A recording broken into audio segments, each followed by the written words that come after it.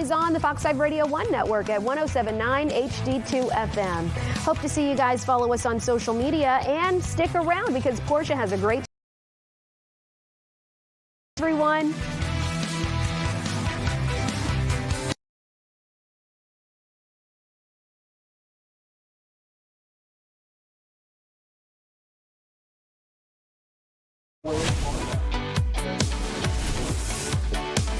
And here we go at 1 o'clock on this Thursday afternoon. I'm Tyler Fingert. We're so glad you're here for this interactive news conversation. We are live streaming right now on Facebook, Instagram, YouTube, and TikTok, along with our free Fox Local app. So join us in the comments. If you have a question you want answered, we'll try to get that answered for you as we talk about the news and give you the headlines. But we obviously want to start with our top story, and that is the sentencing of Colin Gray. He's the father of the Apalachee High School mass shooter. So right now, let me get you caught up on this case because any minute now, they are expected to return from a lunch break for this sentencing hearing. And so we know that Colin bought the AR-15 style rifle for his son that Colt used in the 2024 shooting. 2 students and 2 teachers were killed. A Barrow County jury convicted him of 27 charges earlier this year in Barrow County, including second-degree murder and involuntary manslaughter. Several family and friends of the victim spoke today earlier this morning during victim impact statements. We heard from Shauna Aspinwall, who is the wife of Coach Ricky Aspinwall, one of the teachers who died in the shooting. She says Ricky was the heart of her family and he died doing what he loved. We also heard from Brianna Schermerhorn, the mother of Mason, who is a student who died in the shooting. She says Colin Gray chose to look away from his son's issues, and instead of protecting the community, he armed his son. I want you to take a listen to some of what was said this morning. Our daughters must grow up without their father. They will miss his guidance, his encouragement, his hugs, and all the milestones he should have been here to witness. Birthdays, graduations, weddings, and everyday moments that make up a lifetime will forever be marked by his absence. Why are we here today? It's because of him. His actions and his neglect are responsible for what happened here. Though he did not shoot the gun, he bought the bullets that enabled his son to kill. And obviously an incredibly heartbreaking situation for these families. They got some closure on Tuesday when Colt Gray found out that he'll be spending the rest of his life in prison.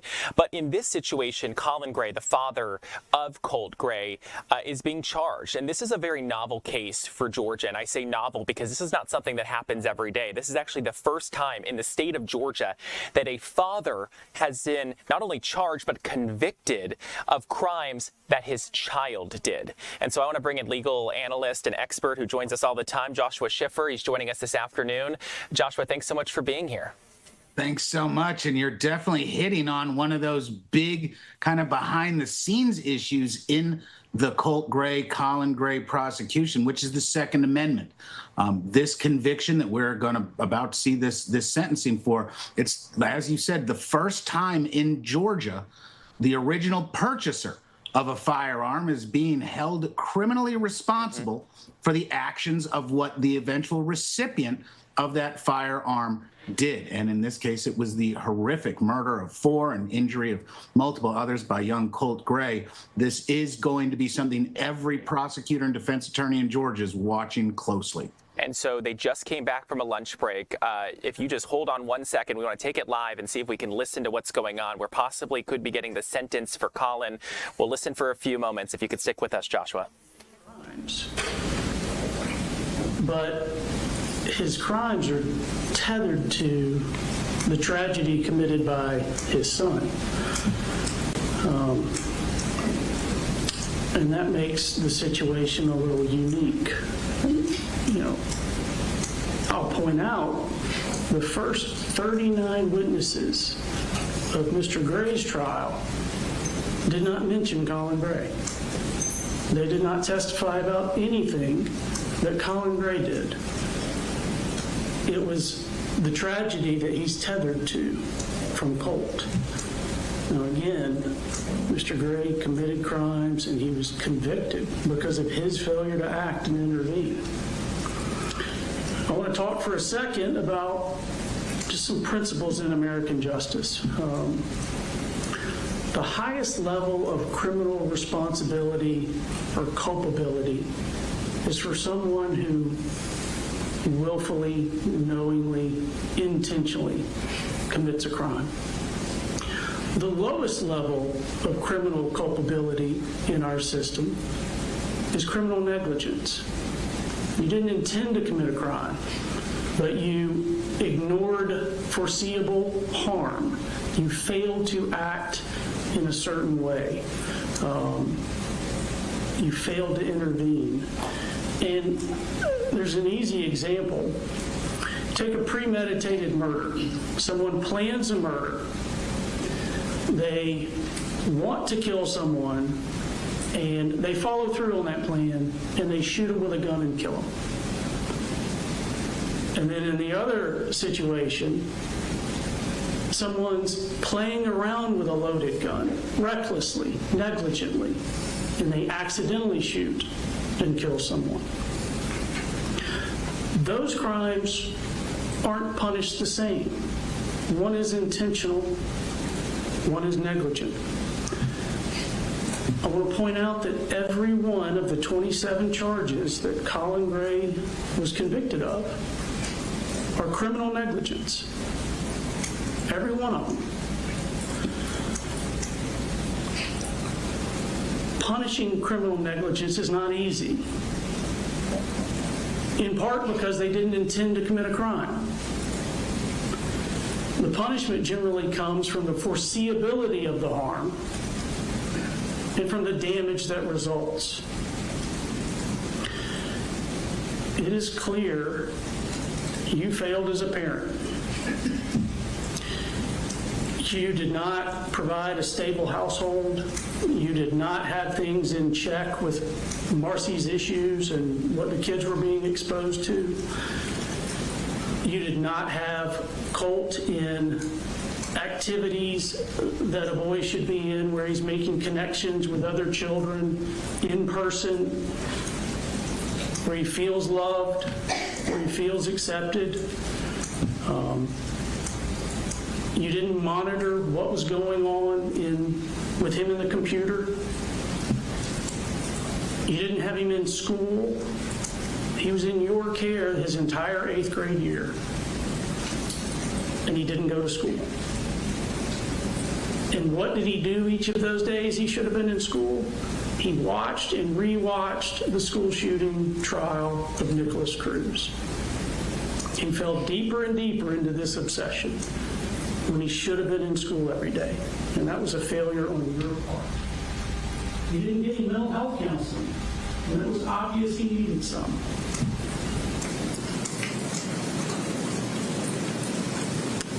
None of those failures helped your case, but those aren't why you were convicted. You were convicted because the warning lights were flashing brighter and brighter, and you didn't get him help, and you didn't remove his access to the guns. I recognize that no parent believes that their child is capable of committing a heinous crime. No parent thinks that their child is going to be the next school shooter. But it became more and more obvious that something bad was going to happen. At a minimum, you should have believed that Colt would commit suicide. And you failed to do the simplest things to prevent this. You had gun locks, and you didn't use them. You could have got $100-something safe and put the guns in the safe. If you had done that, you wouldn't be here today.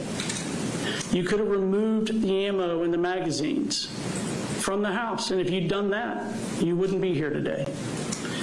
You could have let someone else hold the guns while you got Colt help. If you'd done that, you wouldn't be here today. If you had done any of those things, Miss Yeremy, Mr. Aspinwall, Mason, Christian would be here today. And your negligence didn't arise in an instant. It was repeated day after day.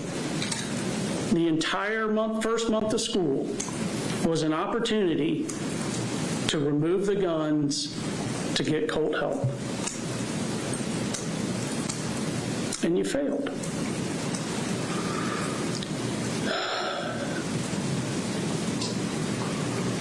Again, sentencing for negligence is very difficult because there's not an intention to commit a crime. None of the crimes that you're convicted of require mandatory prison.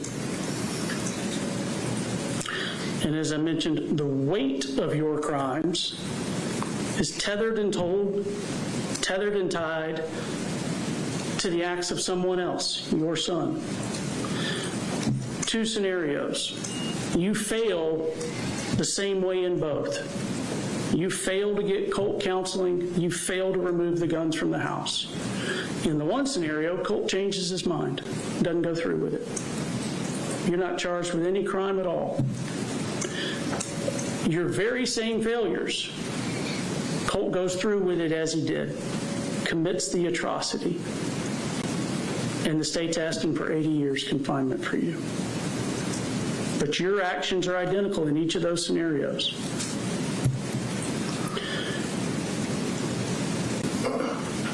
My heart aches for everyone that was there that day, for all of you that have been impacted by it. But the law requires that I set aside emotion. I don't get to sentence with passion. I have the nearly impossible task of sentencing you without passion, despite the immeasurable heartache that you've caused. On September 4, 2024, lives and families were forever altered. You are the but for you failing to get Colt help, but for your failure to remove access to the guns. This doesn't happen. September 4th would have been a normal day. Mr. Aspinwall, Miss Iremy, Mason, Christian, Mr. Phoenix, Natalie, Melanie, Taylor, Jackson, they all would have gone home as normal to have dinner with their loved ones. It's the but for that the community has such outrage for you. But it matters that you didn't have actual knowledge that Colt was going to school to do that. It matters that you didn't intentionally commit a crime. It matters that you didn't plan an attack. It matters that you didn't seek to harm anyone. It matters that you didn't pull a trigger.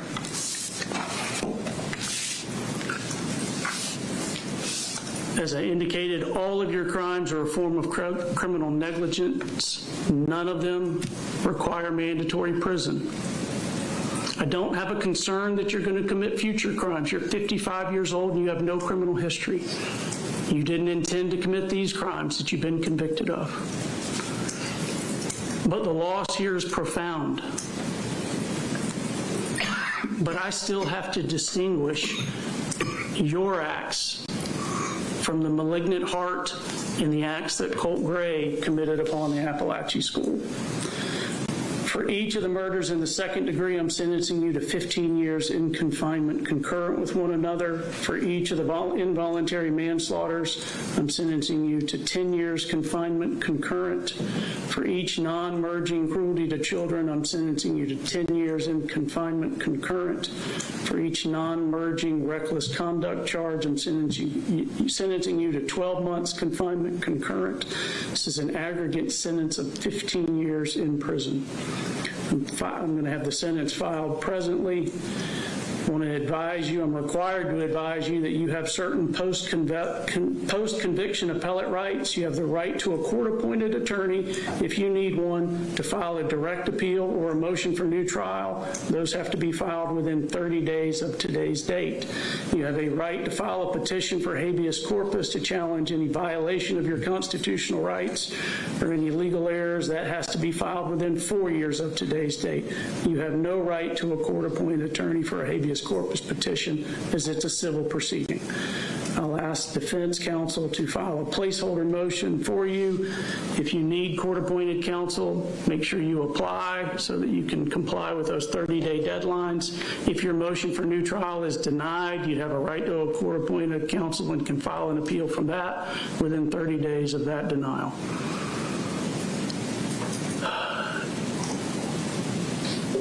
This only closes the legal chapter of this horror. The pain, the heartache, they continue. I understand that. I hope all of you know that this community loves you, and I ask that God gives you peace. Thank you. We're adjourned.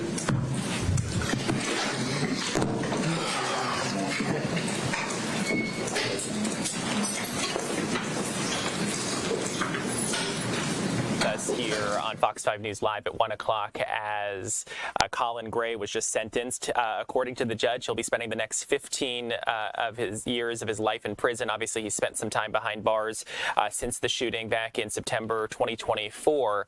A couple things stuck out to me here. Obviously, the judge was saying, Judge Nicholas Prim, Chief Judge for Barrow County, had mentioned that the 27 counts that Colin Gray was found guilty of is criminal negligence. So he wasn't actually, he didn't commit the crime himself, I guess is an easy way of phrasing it.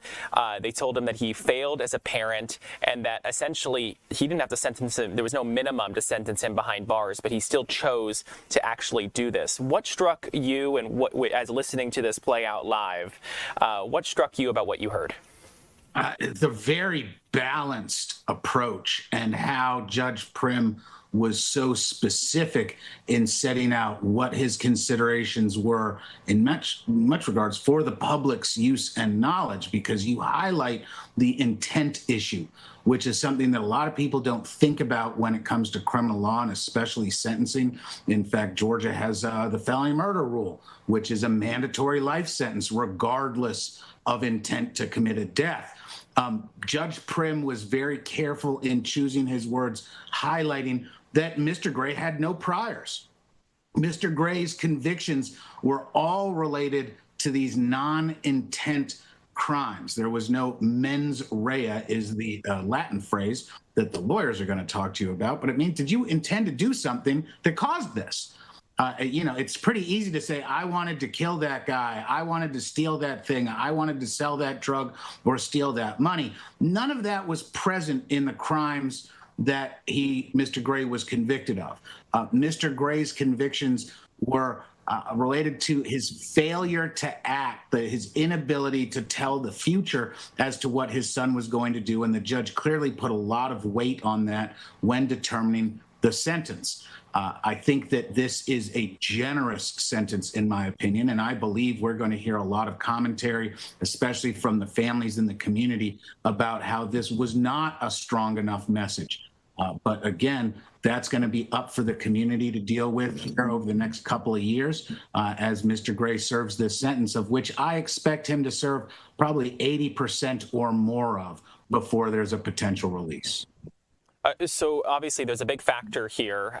Obviously we know in the situation, this is the first time ever that a Georgia parent has been not only charged but convicted and now sentenced of basically doing something that their child did. Do we expect an appeals process here? And did that play a role, I guess, in the fact that the judge may have not done a harsher sentence, that this is going to be the first time that Georgia's ever stepped into this territory? The judge is definitely aware of the novelty, and since it's got the novelty attached and due to the prominence of the lawyers and the skills of the lawyers involved, the importance of this issue, I would expect some sort of perfunctory appeal, even though this was a even though this was a sentencing out of the trial. Of course, the trial itself, there's multiple appeals that are going through with that. That's part of this process. So we'll have to sit back and see how the Georgia Court of Appeals and, more importantly, the Georgia Supreme Court considers this novel conviction of not doing something creating criminal liability, not doing something, whether it was predictable or not. How far removed are the actions of the conviction here, Mr. Gray, the dad, versus the son? because obviously situations change and you can do something on day one that results in something completely different when someone else is handling the ultra-hazardous instrumentality on day 20 or 50. Traditionally, Georgia has not extended criminal liability to the providers, but we've also seen this in some drug cases with extending liability. Now there are commonly prosecutions for the dealers of drugs, not who didn't intend to kill anybody, but definitely provided the ultra-hazardous instrumentality that led to someone's death. And it's that same logic here. Without Mr. Colin Gray's, participation in providing the firearm, none of this ever would have happened. We also need to take into account how the Second Amendment fits in. The Second Amendment community is very vocal, very concerned anytime some sort of criminal liability can be attached to firearms ownership and management. This conviction sends a clear message to basically every gun owner in Georgia that depending on how you store your guns and what the situation is at home or where it's stored, you could be convicted for crimes committed with your firearm, even though you didn't intend or participate in the crime in any way. So, and the phrasing of this obviously is not going to be the greatest, but there's no easier way to say this and simpler way to say this. Obviously, the big target here, Colt Gray, he was the one who committed this mass murder at Apalachee High School back in September of 2024. But is this a major win for Brad Smith over at the Barrow County District Attorney's Office to be able to even get the conviction they got in March and now a 15-year prison sentence for Colin Gray? Absolutely. This is a tremendously successful result for Brad Smith. He has absolutely fulfilled his duty to the people in that circuit. And I expect every prosecutor in the nation to kind of celebrating this type of conviction, because we've heard for so long that it's the availability of these firearms, it's the people that are acquiring them and then not being responsible, which leads to firearms falling into the hands of people who are known criminals or are likely to do something illegal. So this is a big step forward when it comes to state criminal control over firearms issues, as much as that raises the concern of when is the government going to go too far in regulating the personal use and ownership and possession of firearms, something that a very vocal group of people across the nation are concerned with. Remember, earlier in this case, there were inquiries made about young Colt Gray by law enforcement, which leads you to question, well, what if they had asked for the firearms or tried to forfeit or possess the firearms, get information about those firearms, which at that point were lawfully in Colin Gray's house? That would cause a lot of civil rights concerns, civic justice concerns, really big fundamental issues firearms owners are concerned with. Well, and so I want to talk about something that kind of caught my attention during the sentencing, and I'm going through my notes here. The quote that Judge Nicholas Prim uttered during this was, "My heart aches for everyone who was there that day, but he basically has to set aside emotion here when he did this sentence, knowing the fact that essentially Colin Gray could have got up to 180 years in prison, and he just got 15 because the judge decided to run a lot of these and run these concurrently with each other. Is this a harsh sentence, or essentially is this a slap on the wrist? I'm viewing this as a very lenient sentence, considering, as the judge talked about, the immense damage. But the judge has to be respected and has the discretion, being a duly elected judge. We trust his judgment. That's how democracy works in really evaluating Colin Gray's behavior and how it impacted Colt Gray's crime. Well, we can all sit back and say it was all ridiculous for someone to provide a firearm. Mr. Gray had no priors. The justice system is specifically set up to treat individual cases individually, to take each defendant as you find them. So the judge was not really logically or legally able to make some of the connections that we all see from the outside when it would come to sentence determination. I don't think the judge made any friends across the spectrum with a 15-year sentence, because some people are going to decry that was far too light, that absent his failure to act, none of this would have happened, and that he is basically the proximate pathway nexus connection that allowed Colt Gray to commit this crime. But at the exact same time, there's a group of people. Sorry to interrupt you. I see Brad Smith, the chief district attorney up in Barrow County, along with Judd Smith, the sheriff. Let's listen into this news conference that's about to get underway. Questions about today's proceedings? Family members, they said they wanted more. They were crying. I don't know if you could see, but what do you have to say to them? We're going to go down and talk to them. They're in our office now. We're going to, as soon as I finish here, I'm going to go down and talk with them, and I'll keep that between us and them. Explain what the judge meant about negligence and not requiring any prison. The charges here, some charges in Georgia require what's called a mandatory minimum. None of these charges carried that, and that's what he was referring to. Are you satisfied with this sentencing? Just as a part, I understand what the families were saying, but how do you feel about it? You were asking for 80 years. 80 years is what I thought would be appropriate for this case, which is why I asked for it. In my line of work, my job and my lane is to present all of the evidence as best I can, and I believe we did that in this case. And at that point, it's turned over to other people to make a decision like that, and I was accepting what their decisions are. The judge mentioned this is a precedent-setting case. What precedent do you hope this sentencing in this case will take for future cases? That people need to understand that this is a phenomenon going through our society, and do not take these things lightly. And I own guns. I'm not against people owning guns. I own them myself. But when you see someone in distress, please take away their access to guns. This is not. These kids are not in a position where they are able to make rational decisions when it comes to things like firearms. And we need as a society to step up and realize who should and who should not have access to them.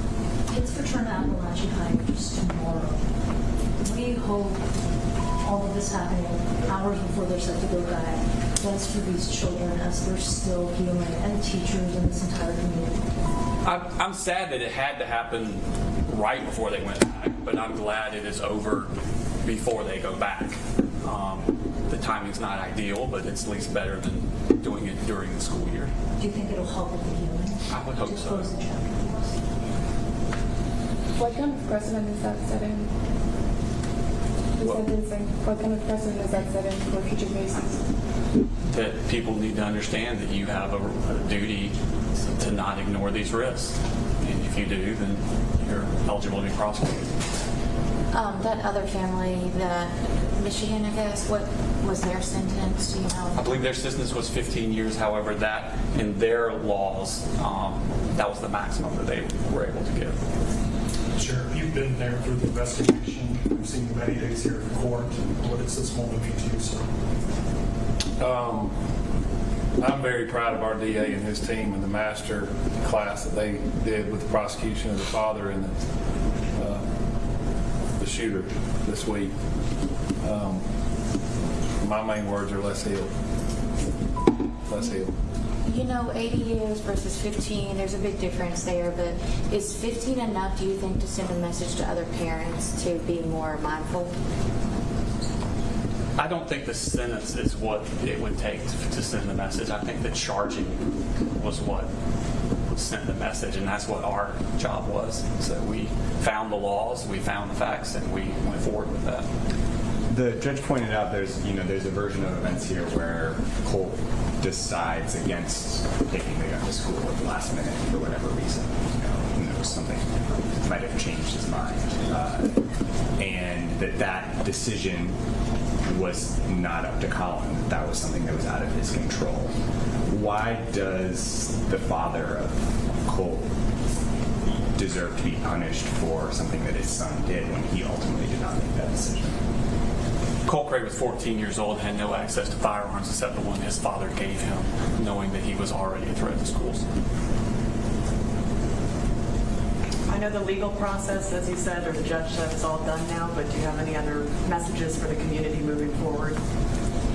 For our community Yes, in Barrow County, if you need help, if you need some sort of counseling or just a loving hand, please reach out. We're here. That's what the beauty of Barrow County is. We are here for each other. Take advantage of that. Colin's defense said that they will appeal. What does that change for your office, or how do you prepare for something like that? What would happen next? We always, whenever you're starting charging a case, you're looking at where are there issues that could be appealed. So we're ready for that. We feel like our charges were adequate and professional and the correct ones to do. And so we're confident we'll be fine in the appeal situation. Do you feel the gravity of the moment in the sense of, obviously the way Colt did, but in the sense of legally that this is such a landmark case, we will see others that are going to look to what happened here as sort of leading the way, unfortunately, because of other school shootings, and particularly with parents. Do you feel the gravity of this moment, that this is so unprecedented? I know with Ethan Crumley's parents, but they faced manslaughter. This is the first murder. I think from the moment this happened, we've been crushed by the gravity of it, and we've carried it every day. Thank you again for y'all's professionalism. I appreciate everything. Thank you all. Thank you. Thank you for your time. So Joshua, we've just been listening to DA Brad Smith and Sheriff Judd Smith up in Barrow County. I just have one more question for you. I mean, obviously, we heard the judge talk about it. We heard DA Brad Smith talk about it. Essentially, the way I understand, because of the lack of action by Colin Gray, he ended up in this position, being convicted and then sentenced to 15 years to serve behind bars. Was this essentially because of his not only inaction, but also the stupidity of not acting, and then also having a gun, giving him a gun, and allowing him to keep it in his room? Essentially, the reason he is going to be spending at least a decade behind bars, basically? You're definitely right. And that's why DA Smith was so clear that it was the charging decision that sent the message, because in so many prior issues, these charges would be unheard of. It could be clear that the person committing the crime only committed the crime with a firearm because they'd picked it up at home, they'd stolen it from their parent or sibling, or found it some other way. The availability of the firearm is that functional connection that the focus is on. And that's why I believe the judge, first of all, departed downward, because it was limited in the action, certainly no intent of Colin Gray, thereby justifying the 15 years. But really, the ability of the DA to do justice is limited, and they get to choose how to charge this case. By bringing these charges, that's the message to everyone in Georgia who owns firearms, that you're not going to be given a free pass like you may have been previously. Yeah, I mean, there's a lot to dissect here. I assume we're going to have some sort of appeal process here, being that this is the first time that we have seen something like this in our state, where a father is going to be facing prison time for something his teenage son did.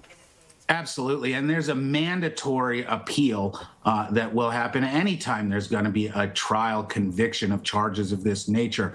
And as you heard the judge said, that doesn't include the habeas, but the actual criminal trial, all the procedures, all the rulings will be appealed by Mr. Gray's team, just as it would with any other major case. And the Court of Appeals will have an opportunity to review not just the actions during the trial, but also this sentencing issue. And there may be specific collateral attacks that the defense can bring regarding comparing this to other sentences, dealing with the novelty. For all we know, there may be some laws or some conversation from our legislation and state history that is relevant to this particular case. We just don't know that. We'll have to see it in the future. But I believe it was clear from DA Smith and the sheriff that they were a little disappointed that the judge didn't use more harsh sanctions and sentencing, having asked for 80 years, which would have certainly ensured Mr. Gray pass away in prison and never see freedom again. Whereas this, at the age of 55, 15 years, he does 80%. He's got a substantial horizon out there in the future. A little under 2 years after this incident at Apalachee High School, September of 2024, we now know the conviction, the sentences for both Colin Gray, life in prison without parole. We learned that on Tuesday. Today we learned Colin Gray will be spending 15 years behind bars. Obviously he's going to get some time served credit here, but he's going to be at least spending probably roughly at least a decade longer in prison. He'll get out roughly at 65 years old. Joshua Schiffer, thank you so much for your expertise and joining us to break down what we just saw that played out live here on Fox 5 News Live at 1 o'clock. I really do appreciate it, Josh. It's always an honor. Thank you. Yeah. And we still have a lot more ahead here on Fox 5 News Live at 1 o'clock. We're going to take a quick 2-minute break. We'll be right back.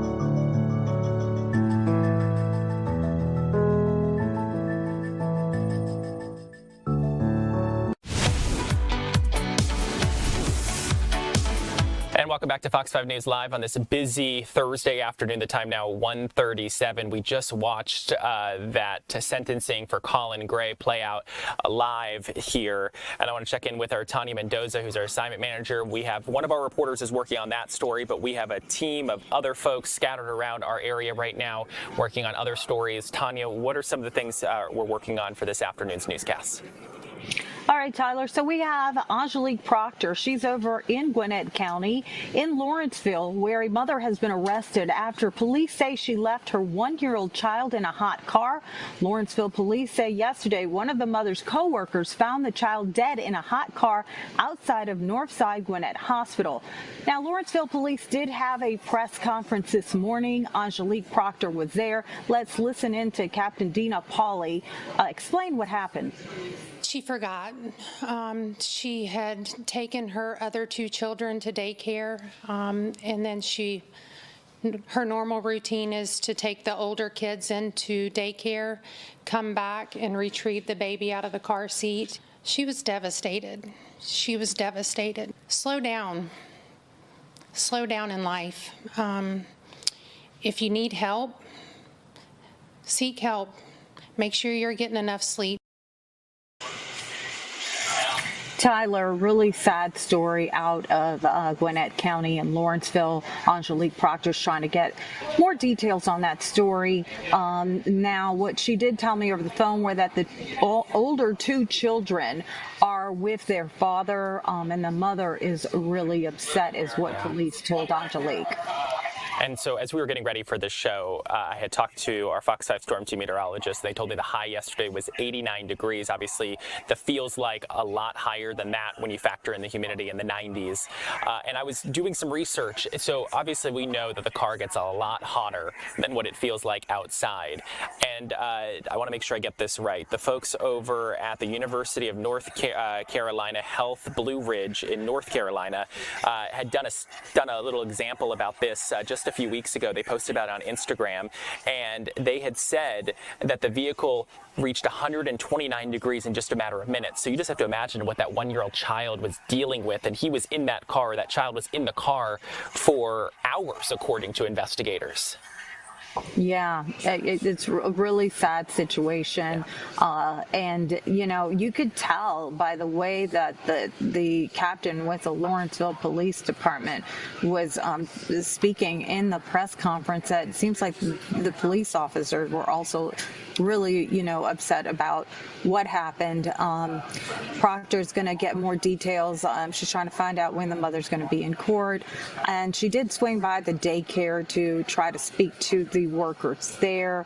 I believe they told her they had no comment at this time. Yeah, I mean, this is just an incredibly heartbreaking story, and I know Angelique will do a great job getting us the latest details about this and maybe get some statistics about how often we see these unfortunate incidents in our area. Yeah, we have actually, since this news came out this morning, one of the groups, and I can't remember which one it was, has been emailing us. They're it's a national group that monitors deaths involving children in cars. That, you know, they want to get the word out for safety in the future for other people who have small children and travel with them. So I did forward her that information. She may speak to that group as well. Yeah, I know just so far this year, there's been at least 16 hot car deaths across our country. I mean, this is an unfortunate problem that pops up every so often.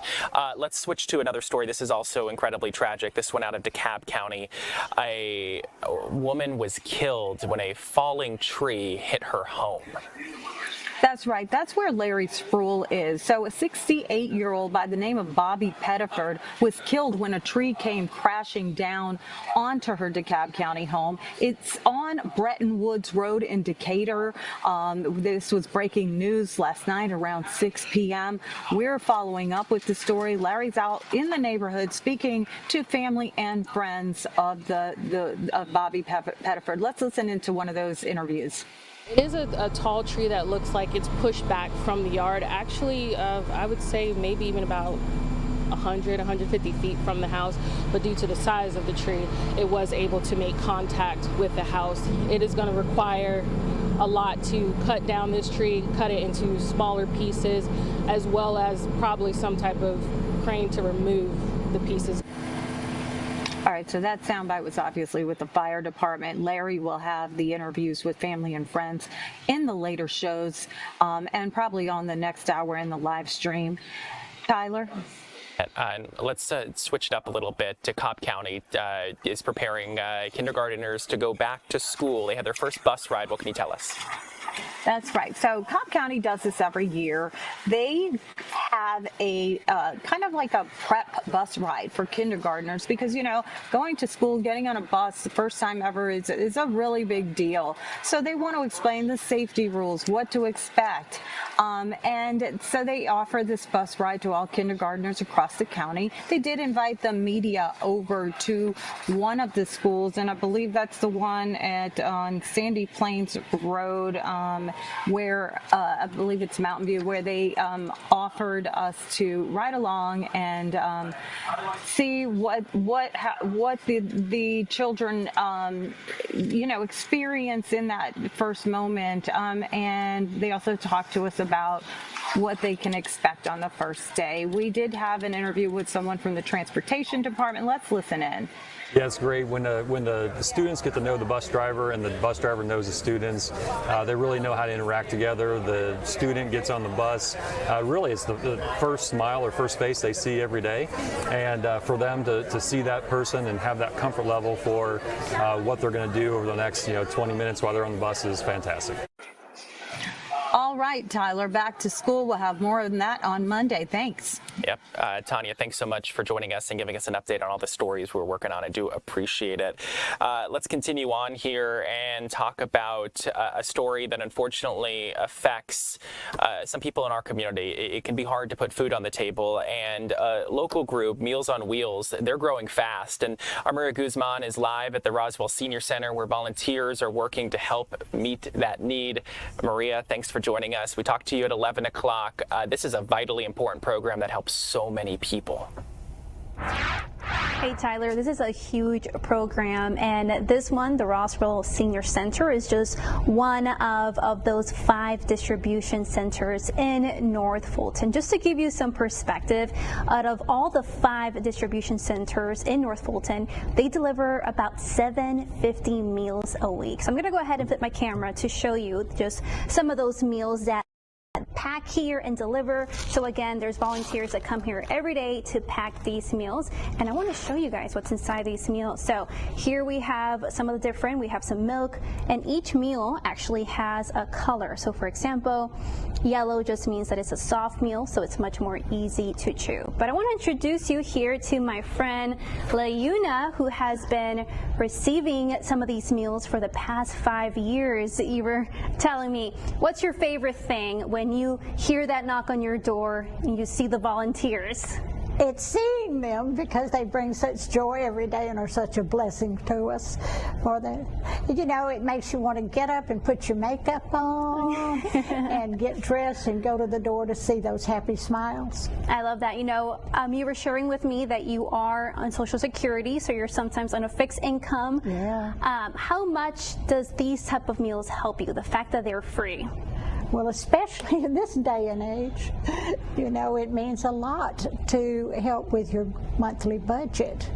But the most important saving that I found is through the transportation service that they offer, because they will take you to doctors, they will take you to the grocery store, they will send Ubers for you, and the most important thing that they do is if you're going to have an upper GI or lower GI or any kind of surgery, they send a special medical vehicle to pick you up. The driver stays with you for the whole 2 or 3 hours of the procedure and takes you back home and takes you inside. Now we know with the cost of gas this day and age how much that service gives you peace of mind, not just to be taken care of. Yeah, so that's just one of the several services available here. Yes, it is, and it's wonderful. When you chat with the volunteers, they also maintain you, they give you a company, and they're able to check on you. How special is that? Oh yes, especially when you're by yourself and you meet people from all over the world that rever senior adulthood, and so they come and they talk with you just like they'd be talking with their mom or pop or somebody, and you learn so much from them. You know, it just opens up the world when you open that front door. Awesome. Thank you so much for sharing your story. So Tyler, just stay with us for the next hour. We're going to be talking about how they're able to make these meals all free, and that is done through fundraising. Yeah, I mean, great that people are willing to donate. Great that these are going to people who need them. Maria Guzman, thanks so much for joining us here on Fox 5 News Live at 1 o'clock. I do appreciate it. As we continue on here on this Thursday afternoon, I want to talk about a local nonprofit, how they're spending a day giving back to Atlanta's unhoused community, providing everything from hot meals to essential resources and support services.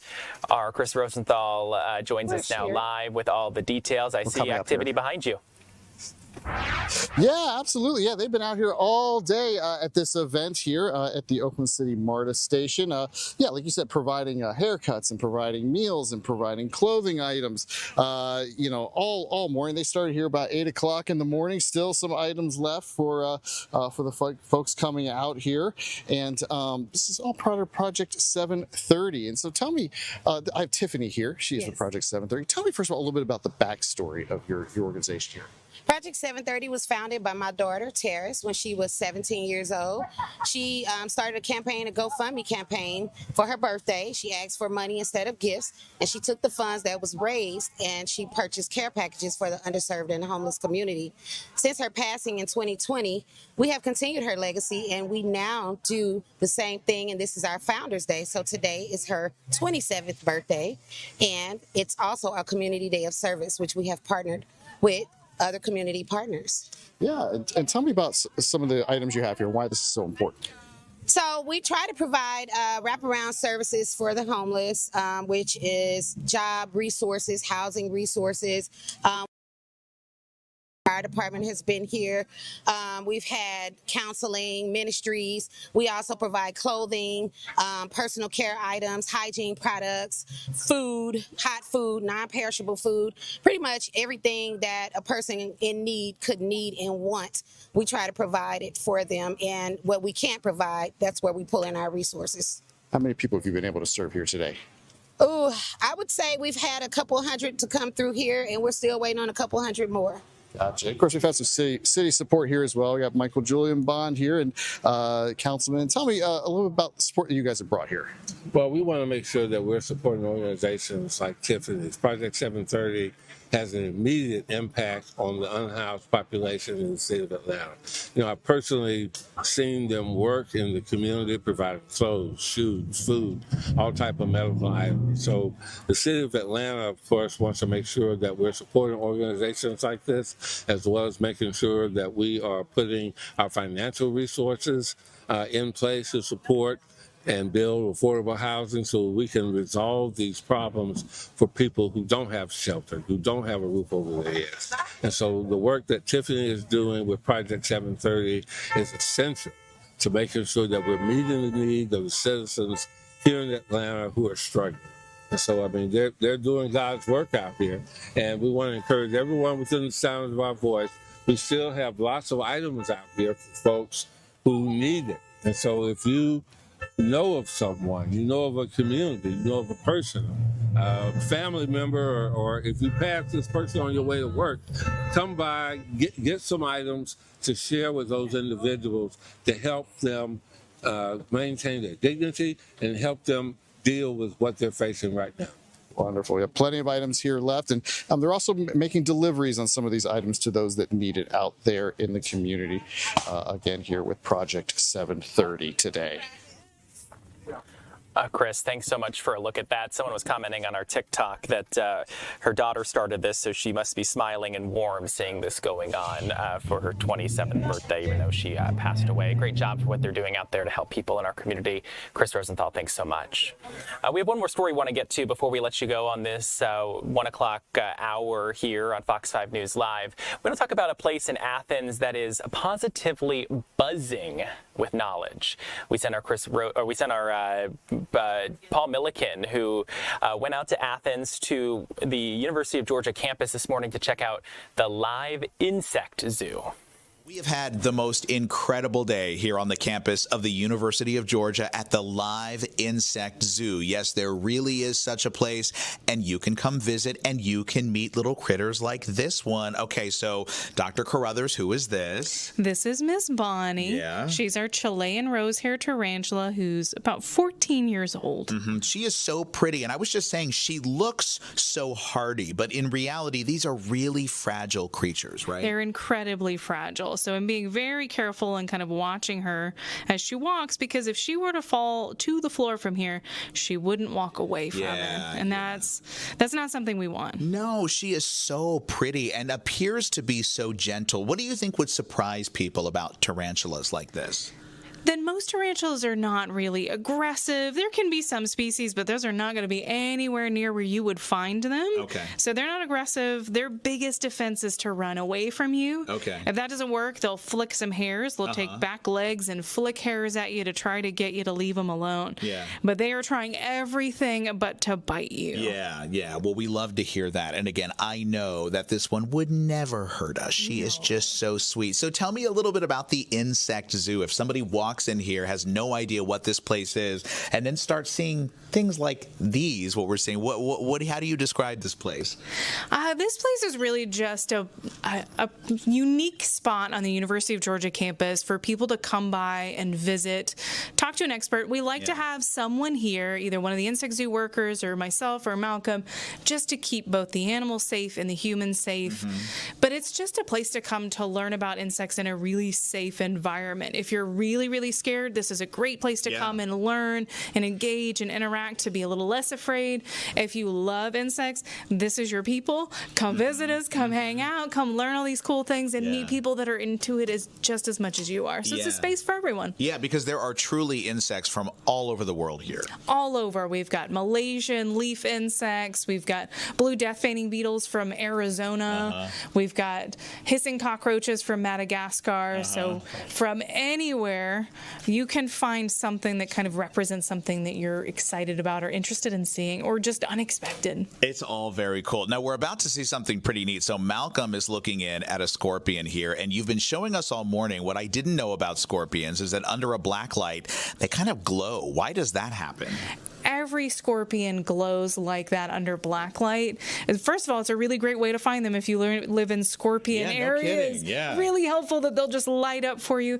But it's part of that exoskeleton, that outer shell. It's more like a sunscreen that they have that helps protect them from really bright UV rays of the sun. They've got their own natural sunscreen. It's lovely. Yeah, this is really neat. What is it that you hope people take away from the live insect zoo? I just hope that they learn a little bit about how insects can be really beneficial. We see a lot that we don't like, that we don't want to interact with, like roaches in our house, totally get that. But there are roaches that are really good for the environment that don't want to bother you. Less than 2% of insects in this world are harmful species or pests. Most of them are just outliving their lives, just the way that we are. And so engaging with them, learning about them, learning what they can do, like pollination and decomposition and all these cool things, we absolutely need them in our environment. Yeah, this place is amazing. It is the live insect zoo right here at the University of Georgia. If people want to come visit, how can they do that? Look for us on the UGA website. So if you look for the Department of Entomology, there is a tab to the Insect Zoo that gives you loads of information about how to find us, how to contact us, how to schedule. You can also go to our Instagram account in the link in bio. There's a scheduling page where you can look. And just sign up a time to come visit with any one of our staff members. Yeah, well, put me on there permanently because I'm in heaven right now. I love it here. Yeah, we love having you. And I love Miss Bonnie, who said, okay, I am done with the camera. I'm going to scurry away. There she is. All right, bye, Bonnie. Bye. Looks like a very interesting place to go at the University of Georgia. Paul, thanks so much for a look at that. We had a busy breaking news afternoon here for Fox 5 News Live at 1 o'clock. We're going to be staying on top of that sentence that was just handed down at the top of the hour to Colin Gray. He will be spending 15 years behind bars. I'm Tyler Fingert. Thanks so much for joining us for Fox 5 News Live at 1 o'clock. My good friend Ariel Onstott will be joining you here at the top of the hour at 2. Make it a great rest.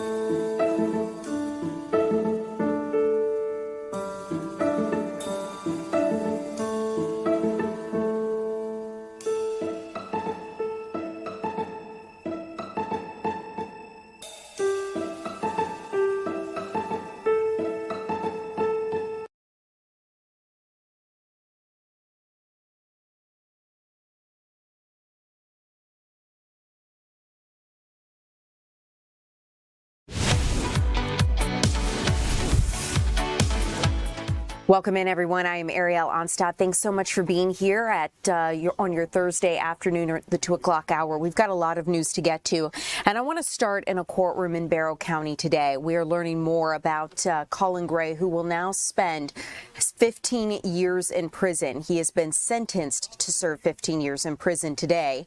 The father who gave his teen son the gun he used to kill 2 students and 2 teachers at Apalachee High School in September 2024 appeared in court for his sentencing hearing today. And the court heard emotional testimony from victims, including the wife of slain coach Richard Aspinwall. Victims argue the tragedy was preventable. Prosecutors say Colin missed red flags, including his teen son Colt Gray's obsession with school shooters. Now, back in March, a jury found Colin Gray guilty of second-degree murder and involuntary manslaughter in those deaths. He's among a handful of American parents who've been criminally charged after their children were accused in shootings.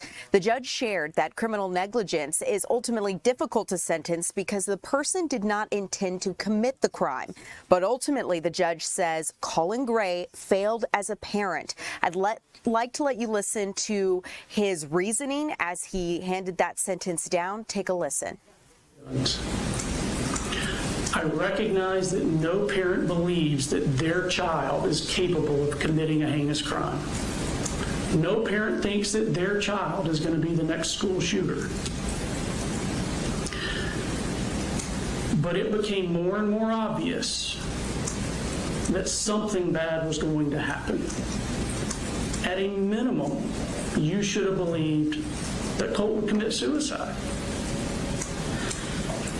And you failed to do the simplest things to prevent this. You had gun locks, and you didn't use them. You could have got $100-something safe and put the guns in the safe. If you had done that, you wouldn't be here today. You could have removed the ammo and the magazines from the house, and if you'd done that, you wouldn't be here today. You could have let someone else hold the guns while you got Colt help. If you'd done that, you wouldn't be here today.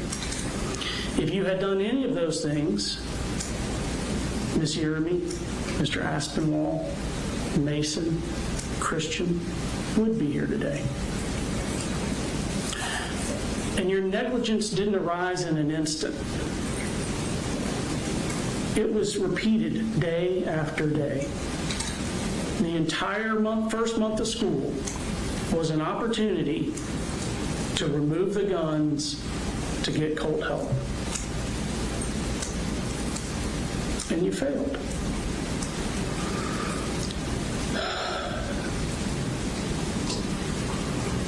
Again, sentencing for negligence is very difficult because there's not an intention to commit a crime. None of the crimes that you're convicted of require mandatory prison. And as I mentioned, the weight of your crimes is tethered and tied to the acts of someone else, your son. 2 scenarios. You fail the same way in both. You fail to get Colt counseling. You fail to remove the guns from the house. In the one scenario, Colt changes his mind, doesn't go through with it. You're not charged with any crime at all. Your very same failures, Colt goes through with it as he did, commits the atrocity, and the state's asking for 80 years confinement for you. But your actions are identical in each of those scenarios.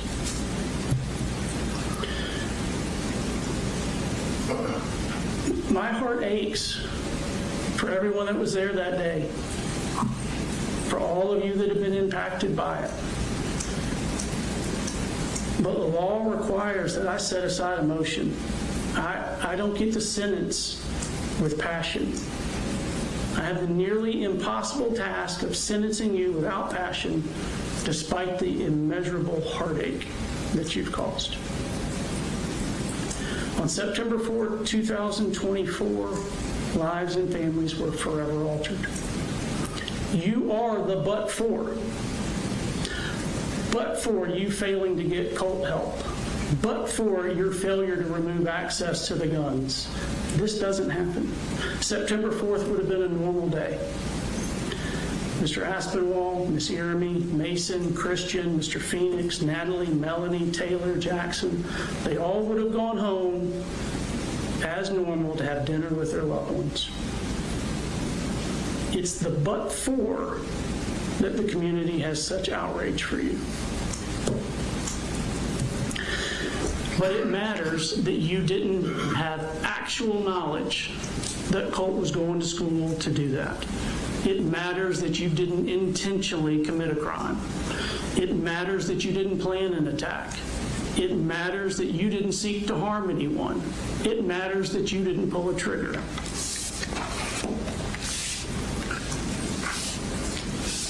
As I indicated, all of your crimes are a form of criminal negligence. None of them require mandatory prison. I don't have a concern that you're going to commit future crimes. You're 55 years old and you have no criminal history. You didn't intend to commit these crimes that you've been convicted of. Wanted to let you listen to part of the judge's reasoning. After that sentence, he went on to say that Colin Gray will serve 15 years concurrent to be served for each of the second-degree murder charges he was convicted of, and 10 years concurrent for each of the involuntary manslaughter charges he was convicted of. So 15 years total because of those concurrent sentences. There was a range of sentencing that could be considered, and ultimately that is what the judge handed down. Keep in mind, Colin's sentencing does come just after 16-year-old Colt Gray was sentenced earlier this week to life in prison without the possibility of parole. Colt Gray had pled guilty to murder and other charges, and ultimately Colin Gray is not the first parent to face such charges. Prosecutors in recent years have held parents responsible when they believe they can prove a parent contributed to a killing. Jennifer and James Crumbly were the first U.S. parents to face such charges after their son Ethan killed 4 students and wounded others at Michigan's Oxford High School back in 2021. Like Colin Gray, they were unaware of their son's plans, but they had gifted him a gun before the shooting. They are serving 10-year prison terms for involuntary manslaughter, and ultimately the a defense attorney in this case urged the judge to use that sentence as a guide. Let's continue now with stories that we are following here in the Fox 5 newsroom this afternoon. I'd like to talk about a tragic situation unfolding in Lawrenceville. We're learning more about a 1-year-old who has died after being left in a hot car. Our Angelique Proctor's been digging into this and joins us live. Angelique, heartbreaking situation. Absolutely. What a sad story, Ariel. According to Lawrenceville police, this is a case of a very busy working mother just forgetting that her 1-year-old son was on the back seat of her car. And unfortunately, this all played out on one of the hottest days of the year. Now, let's go to her picture. She is 29-year-old Deja Coleman. She's been charged with second-degree murder and second-degree felony cruelty to children. Coleman told police she was following her normal routine on yesterday, which is to drop her kids off at Starlight Academy Daycare. Now, after taking her older 2 children inside, a 6-year-old with autism and a 4-year-old, she handed them off to the staff, but she says she forgot to take her 1-year-old son inside. He was in the car seat on the back seat of her 2017 Hyundai Accent. Now, Coleman drove on to work at Northside Gwinnett Hospital and actually began her work shift, arriving just before 7 a.m. And they do have security video that shows her arriving at that time. But it wasn't until 3:50 Wednesday afternoon that one of her co-workers came out and discovered the dead child. Now, police say the thermometer read about 117 degrees then, and that was with a broken window that the police had broken out to get the child out of the car. So obviously it was hotter than that. Lawrenceville police tell us Coleman did not intentionally leave the child, while a national organization called Kids and Our Car Safety say the number of hot car deaths really are rising. She forgot. She had taken her other 2 children to daycare, and then she Her normal routine is to take the older kids into daycare, come back and retrieve the baby out of the car seat. She was devastated. She was devastated. Slow down. Slow down in life. If you need help, seek help. Make sure you're getting enough sleep. Every year on average, we lose about 40 babies in hot cars in the United States. In the years coming out of the pandemic, we've seen the numbers climb right back up to where they were before the pandemic. And so the advice from Lawrenceville police simply to slow down in life because, as you know, heart car deaths are preventable. Now, Coleman's other two children are with their father. She is here at the Gwinnett County Jail charged with those 2 felonies. And so many people just so regretful this afternoon. Angelique, yeah, horrible situation. And, you know, we have a lot of people here in our TikTok chat, YouTube chiming in on this story. You know, on one hand, it's hard to believe that someone could ever forget their child in a car. And at the same time, when you're a mom with so many different things on your mind and your routine is disrupted, it's just a good reminder, like the captain said, slow down, pay attention to your surroundings before you move on, and just take a beat, because so often we're go, go, go. We've got daycare, we've got school, we've got work, so many different things to go to in such a quick amount of time that is it really worth, at the end of the day, going so quickly if tragedy can happen? So maybe taking that pause could really be helpful. Absolutely, Ariel. And really, we all are guilty of having so many things to do, so many things on the agenda, and we just can't get it all done fast enough. And that is apparently what police are saying here, that this was not intentional. She simply forgot. But now she is facing not 1, but 2 felonies. Yeah, consequences, Angelique, in more ways than one. Thanks for bringing this story to our attention. We'll continue to stick with you through the afternoon and into the evening as you keep us updated on any new developments. As we continue here at 2 o'clock, you guys, as always, if you've got questions on any of the stories we're covering, or you want us to talk about something we're not covering today, feel free to drop it in the chat. I do see some of you guys talking about how heartbreaking it is that this 1-year-old girl was killed, and it absolutely, or this 1-year-old child was killed, and it absolutely is heartbreaking. Some of you are also weighing in on the Colin Gray case and talking a little bit about the sentence and how you believe it seems a little light for that sentence. Keep in mind, part of the reason why the sentence wasn't longer, at least what the judge said in his reasoning, was that Colin Gray was convicted of criminal negligence, essentially. He was not responsible for pulling the trigger, and he did not know of that crime, that it was imminent and about to occur, but he said it was preventable, and there was a lot of signs, a lot of warning signs that Colin Gray missed, ultimately failing as a parent and leading to the tragedy that we saw at Apalachee High School. So he will spend 15 years in prison. Also, there isn't much of a precedent for this. This is only the 2nd case like this here in the United States where a parent has been charged for their child's crimes in this way. So we're starting to see this precedent set, first in Michigan, now here in Georgia. This could become a blueprint for similar cases, or maybe future judges will enact harsher sentences. This remains to be seen, but ultimately this is something that we're navigating here for kind of the first few times as a country, because we're starting to see more people call for accountability of parents when it relates to what their children are doing. I see some of you also asking about maybe this should be a rule for all gun owners, where they should know where their guns are at and know what they should be used in and be held accountable for those crimes. And we're starting to see a little bit of that translate now as people are being held accountable. So we will keep you updated as it moves forward. But speaking of deaths due to the heat, let's talk about a tragic situation in Fayette County. Sorry, guys, we have a lot of tragedy today at 2 o'clock. It is what's unfolding. Our Doug Evans is covering this latest situation where a dog has died because of heat stroke, I understand, Doug. And this is really prompting warnings for other pet owners because it has been very hot lately. Yeah, good afternoon, Ariel. Not just warnings from animal control officials here in Fayette County, but the owner of this dog that died in a heat death has been charged with a felony animal cruelty. So, yeah, there's consequences here as well. Let me tell you a little bit about the case as we show you some video of providing clean water to dogs. You know, it's not just water. This dog died for lack of shade. The dog had water, the dog had food, but the owner had not provided shade for the dog.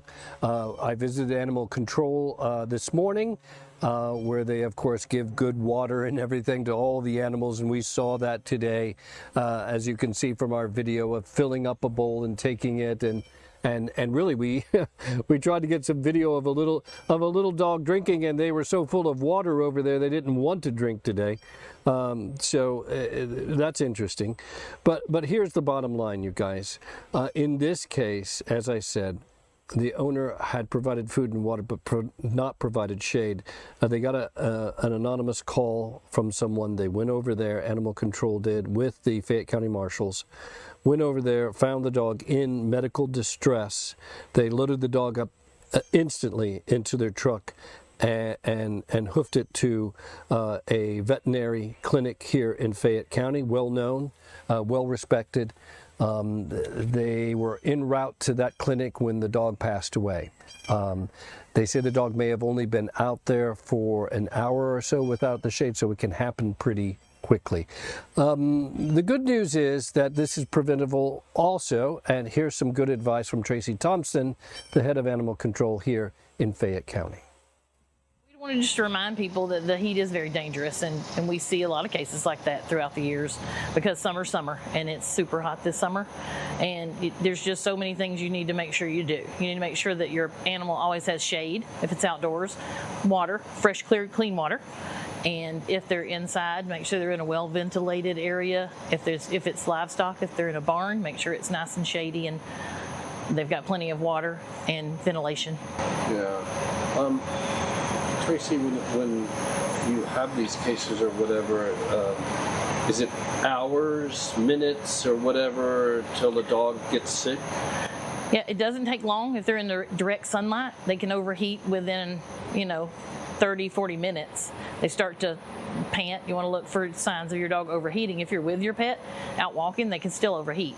So you want to look for signs of panting, drooling, just getting lethargic. You want to hurry up and get them into a cool area. You can put cool, not icy water, cool water on their paws, on their, just wet them down and try to get them to the vet because heat exhaustion can really, really kill them. Yeah. Is there a temperature at which people should not walk their dogs or whatever? Anywhere over 85, I would think, probably even less. One of the tricks you do if you're walking on pavement or you're out walking, you reach down and put the back of your hand on the pavement because their feet are exposed like skin. So if they're walking on hot pavement, they can burn their paws. We have that issue here. We have to have the walkers go back and walk in the grass and kind of trot over the pavement to get to the grass sometimes. But you want to watch out for their paws and just being in direct sunlight, not being able to cool themselves off. Dogs don't sweat. Animals don't sweat. They sweat through panting, things like that. And when they're panting and the air outside is so hot, they can't get oxygen in.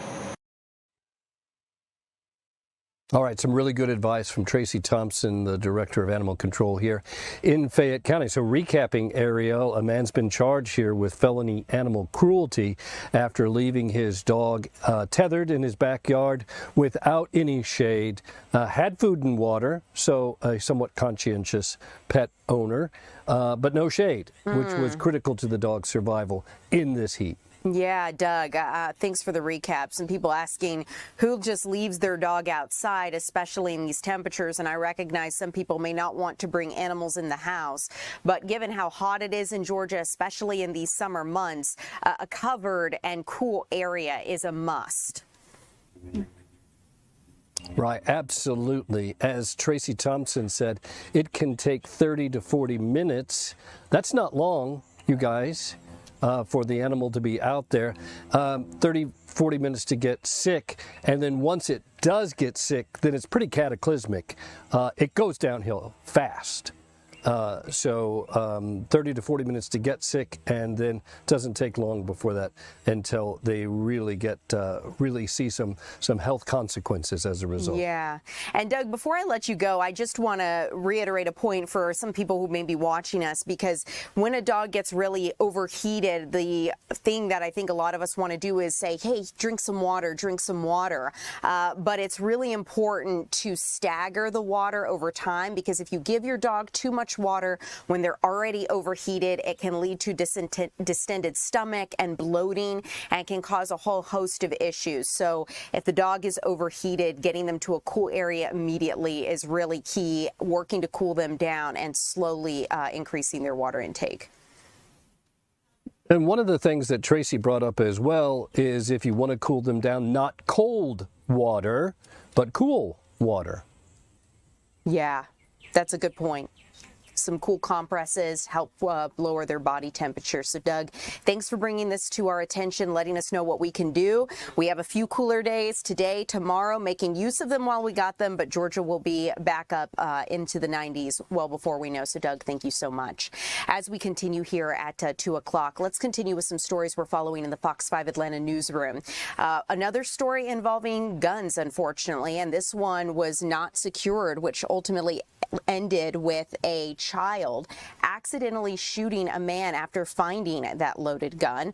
Ultimately, DeKalb County police are investigating this accidental shooting. It happened off of Summit Creek Drive last night, and what police believe is that a child found an unsecured loaded gun inside of a DeKalb County home and then accidentally shot a man in his 20s. Officers rushed to the 1100 block of Summit Creek Drive around 8 o'clock last night after receiving a report of a person shot. This is at an apartment complex in Stone Mountain. Dispatchers initially told the responding officers that the gunshot wound was self-inflicted. And when officers got there, they spoke with the victim and witnesses at the scene, and then learned that a child inside the home found an unsecured loaded firearm and accidentally discharged it. Now, emergency crews rushed that man who was hurt to the hospital, where he was listed in stable condition. We are not sure whether or not they are family, what the connection is. Police have not said, but they are taking this opportunity to remind everyone to lock up their guns. There are free gun locks that you can get from any of the DeKalb County 4 precincts, so they say that they will give those to you free of charge. Let's not let that turn into tragedy. So we'll keep you updated as we get any new details. But in the meantime, I want to let you know that police are searching for suspects after a dispute in Buckhead. We understand a 28-year-old man was shot, and he's recovering in the hospital now. But ultimately, officers rushed out to a call of a person shot just before midnight last night. And when police got to the scene, they found a man suffering from multiple gunshot wounds. Grady EMS paramedics took him to a local hospital where he is expected to survive so far. But a preliminary investigation revealed that the victim got into a verbal dispute with 2 suspects. And during the argument, one of the suspects pulled out a gun and fired several shots. Investigators say that the 2 suspects ran from the scene and took off in a black Chevrolet with a Georgia license plate. I'll read you that license plate. It is DFS 5484. DFS 5484. And ultimately, detectives are continuing to look through evidence and follow leads to determine the full circumstances of the incident. But if you have any information on what unfolded, give police a call immediately. In the meantime, police are also wanting your help to find suspects, a group of suspects specifically, after a shooting at Atlantic Station earlier this month. The shooting happened at on 19th Street on July 18th, just before 3 a.m. You can see this is in the parking garage at Atlantic Station, and they're offering a $5,000 reward for anyone who can identify the suspects you see here on your screen. Officers went to the scene, canvassed the area for evidence and potential victims, and police later learned that a 28-year-old man had taken himself to a local hospital. They say he was awake and alert, and after investigating, authorities police say a fight broke out inside of an establishment there at Atlantic Station, and after the people inside were escorted outside of that business, the dispute escalated into gunfire. Police have not given a full description of the suspects or released the identity of the person shot, but they say if you have any information, give them a call immediately. You can call Crime Stoppers and you can remain anonymous. Keep in mind, though, there is a $5,000 reward in this case. Coming up here, you guys, we're going to bring you a little closer to home, get a check of your weather forecast with meteorologist Alex Forbes. I also want to tell you about a potential new director for the CDC, as well as how cyclospora is unfortunately expanding here in the United States. All of that straight ahead.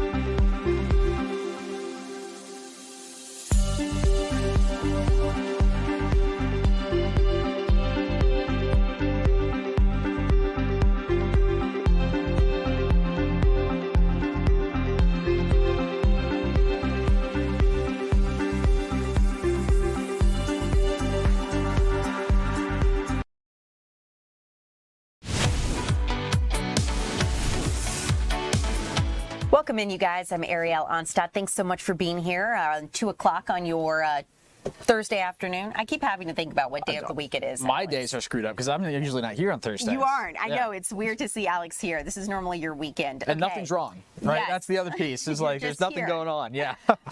Okay, so we have about a minute and a half, 2 minutes. What is the weather going to do? I have to say, I walked outside this morning and it definitely felt cooler, and I'm here for it for the day that I can enjoy it. No, just wait for tomorrow because that's going to be the lower humidity day. It's already down today, but it's going to go down even more tomorrow. It's not going to be the driest day in the world, right? Don't conflate the two. Don't be like, okay, it's gone tomorrow. It's still going to be here. It's just not going to be quite as much of it. But we're already seeing the benefit this afternoon. 87 is where we stand here in the city. If we check out Fox 5 Live Viper, 84 over in Gainesville, 85 in Athens, 91 over in Eatonton. Now that front from what was it, 2 nights ago, whatever it was, is still down to the south, and that's going to fire off some showers and storms down there. Not so much for us here in the metro, though. As for the day today, for the remainder of the day, it is going to be pretty nice, and that does include for the Braves game this evening. Have the Nationals in town, and of course it is Andrew Jones bobblehead night.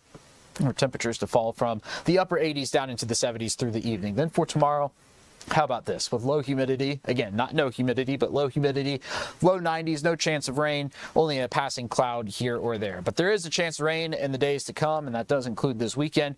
A 70% chance for some wet weather on Saturday and on Sunday. I don't think it's going to rain all day, every day, but we are going to have a decent shot of it both days, and even then it could be some storms. Watch this now. This is the hour by hour. So there's tomorrow, dry as a bone for us. picking up the shower and storm activity back into Mississippi and Alabama. And then watch this now. You see a flare-up Saturday late morning over in Alabama, and then that tries to slide in towards North Georgia. Now, we could see 2 rounds. That's 6 p.m. there, and you saw back into Alabama another line of storms that could come through overnight. There's the drought monitor. We're updated earlier today. Remember what this looked like late May? We just have, abnormally dry conditions across the metro area, and that continues to improve. And my hope is between now and next Tuesday, we pick up a lot of rain in a lot of these spots, and maybe we can wipe out some more of it before all is said and done. Okay, well, that is hopeful, and I have a feeling that North Georgia weather is going to deliver, Alex. Yeah, you and me both. It's been so wet and rainy. Okay, yep. Alex, thank you. As we continue here, you guys, let's switch gears and talk about the war in Iran. I want to let you know that the big question at this point is the Iran war expanding? We've seen more U.S. missiles rain down on Iran last night in retaliation for Tehran's unsuccessful attack on U.S. forces in the Middle East. And now President Trump is considering a return to all-out war. New poll numbers, however, are showing most Americans believe the war is just not worth fighting. We've seen American fighter jets take off for another round of strikes after U.S. troops in Jordan were targeted by a surprise missile attack. CENTCOM says all Iranian missiles were intercepted, but President Trump is promising to hit back hard.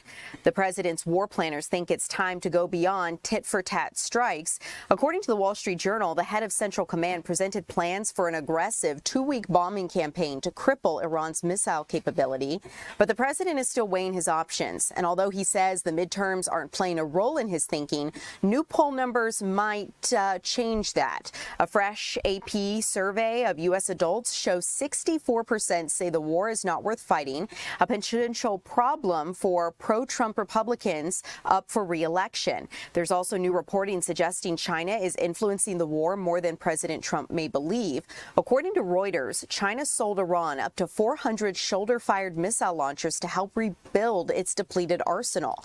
One country that is publicly acknowledging being part of the war is Saudi Arabia, who launched airstrikes alongside the United States against Iranian-backed militias in Iraq on Wednesday. So to answer the question, is the war expanding? We are seeing more allies get involved in this with Saudi Arabia. We'll keep you updated as more decisions are made and as things move forward. Let's talk about the latest here in Atlanta, bring you a little closer to home. We have a question here because Atlanta's HIV rates are unacceptably high, according to health experts, amid a federal funding shift here in our city. Researchers at Emory School of Medicine are warning that Atlanta's HIV rates are increasing as reported federal funding cuts are on the way. Roll Call recently reported that $46 million in federal CDC funding is going to shift from community organizations to state and local health departments. Doctors say effective treatments exist, but community access gaps are really preventing medications from reaching people who need them most. Take a listen. Sadly, in the southeastern United States and in Atlanta in particular, we continue to see unacceptably high rates of new HIV infections. Up until recently, the CDC was leading efforts for HIV prevention. Given the current changes in the federal administration, a lot of that is shifting under our feet. We do have the tools from a medical standpoint to treat anyone with HIV who wants treatment and to prevent HIV for anyone who wants prevention. The issue is that we're just not reaching everyone who could benefit from these medications in the community. Metro Atlanta recorded the third highest rate of new HIV diagnoses in the country in 2020 and 2021, and that's according to a 2024 study. Among those diagnosed in the area, we understand that this disproportionately affects Black populations. 72% of those diagnosed were Black. Let's talk about a new CDC director who could be coming here to Atlanta. The Senate Help Committee voted to advance the president's nominees to lead the Centers for Disease Control and Prevention, as well as the Administration for Strategic Preparedness and Response. And that lower third there at the bottom is a little long, so let me bring that down, and I'll see if I can shorten that for you. But just listen to what I'm sharing with you now. Among them is the woman you see on your screen, Erica Schwartz. She was nominated to serve as the next director for the Centers for Disease Control and Prevention. The committee voted 12 to the 10 to move forward with the nomination. Schwartz is a former deputy surgeon general and was nominated by the president in April. She is the fourth person named or nominated as head of the CDC since last summer. So keep in mind, there has been no officially confirmed leader of the CDC for quite some time. In the meantime, I want to let you know that we are understanding the outbreak of Cyclospora parasite has expanded and is continuing to expand, unfortunately. Most of the U.S. cases are still being, most of us here in the United States are still being careful with our lettuce and produce, and for good reason, because we understand the cyclosporiasis outbreak has now reached 45 states with up to 18,000 cases, and there's really no end in sight. We understand that the outbreak is coming from tainted lettuce from Mexico, but the CDC says there are now up to 18,000 cases across 45 states, mostly centered in the Midwest. There have been more than 400 hospitalizations, and while that number is expected to climb, there have been no deaths so far. Health officials had linked the cyclospora to iceberg lettuce supplied by Taylor Farms to Taco Bell. This led to a recall, but some experts say it wasn't fast enough to stop the spread. The Trump administration is now focusing on food safety and pushing Americans to eat more homegrown and local produce. President Trump went a step further, suggesting last week he could punish Mexico for allowing the tainted lettuce to be shipped to the United States. But this is a complex situation because a lot of times workers on these farms, not just in Mexico, also in California, aren't given access to bathrooms or able to use a hygienic space to do their business. And this is how contamination can occur. So these cleanliness standards really need to be in place and they need to be enforced.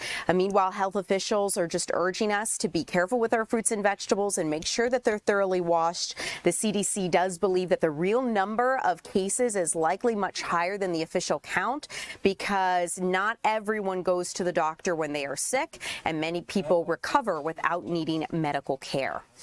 As we continue here at 2 o'clock, coming up, we are going to be checking in with our Maria Guzman about an effort to help make sure seniors in our community don't go hungry. Hunger is becoming an increasing problem among Atlanta's older community. We're going to talk about it straight ahead.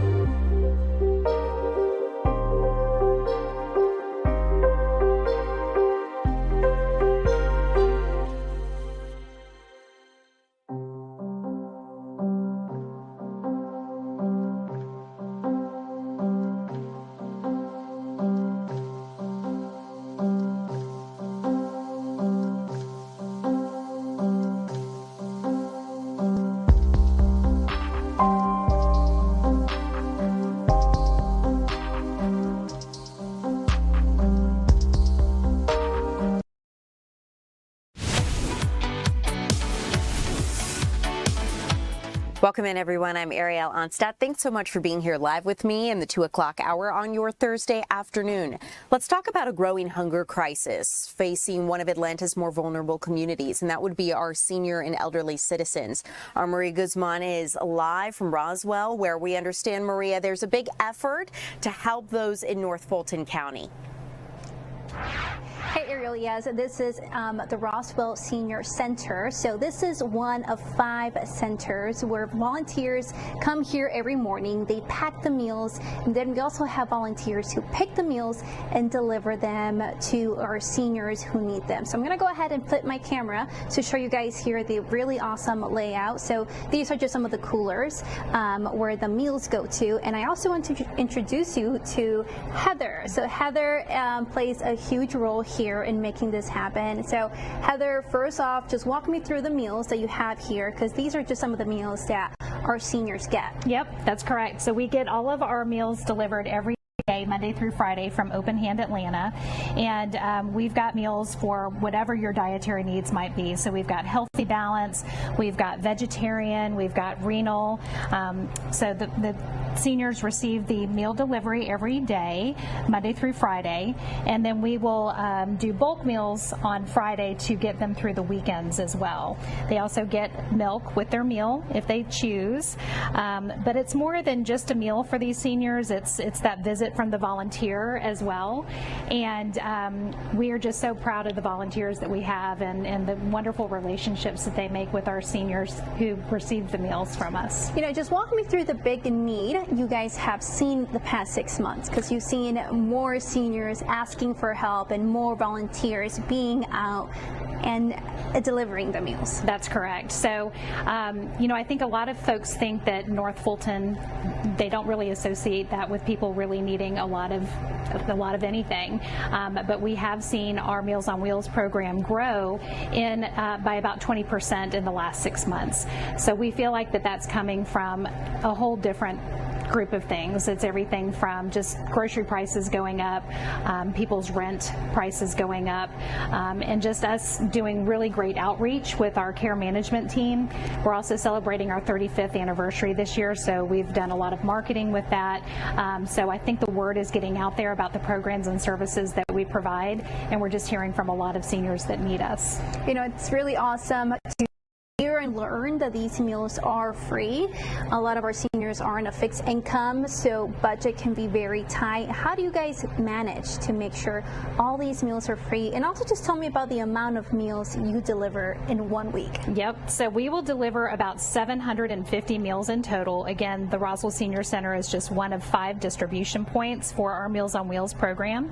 We distribute out of five areas in the North Fulton community.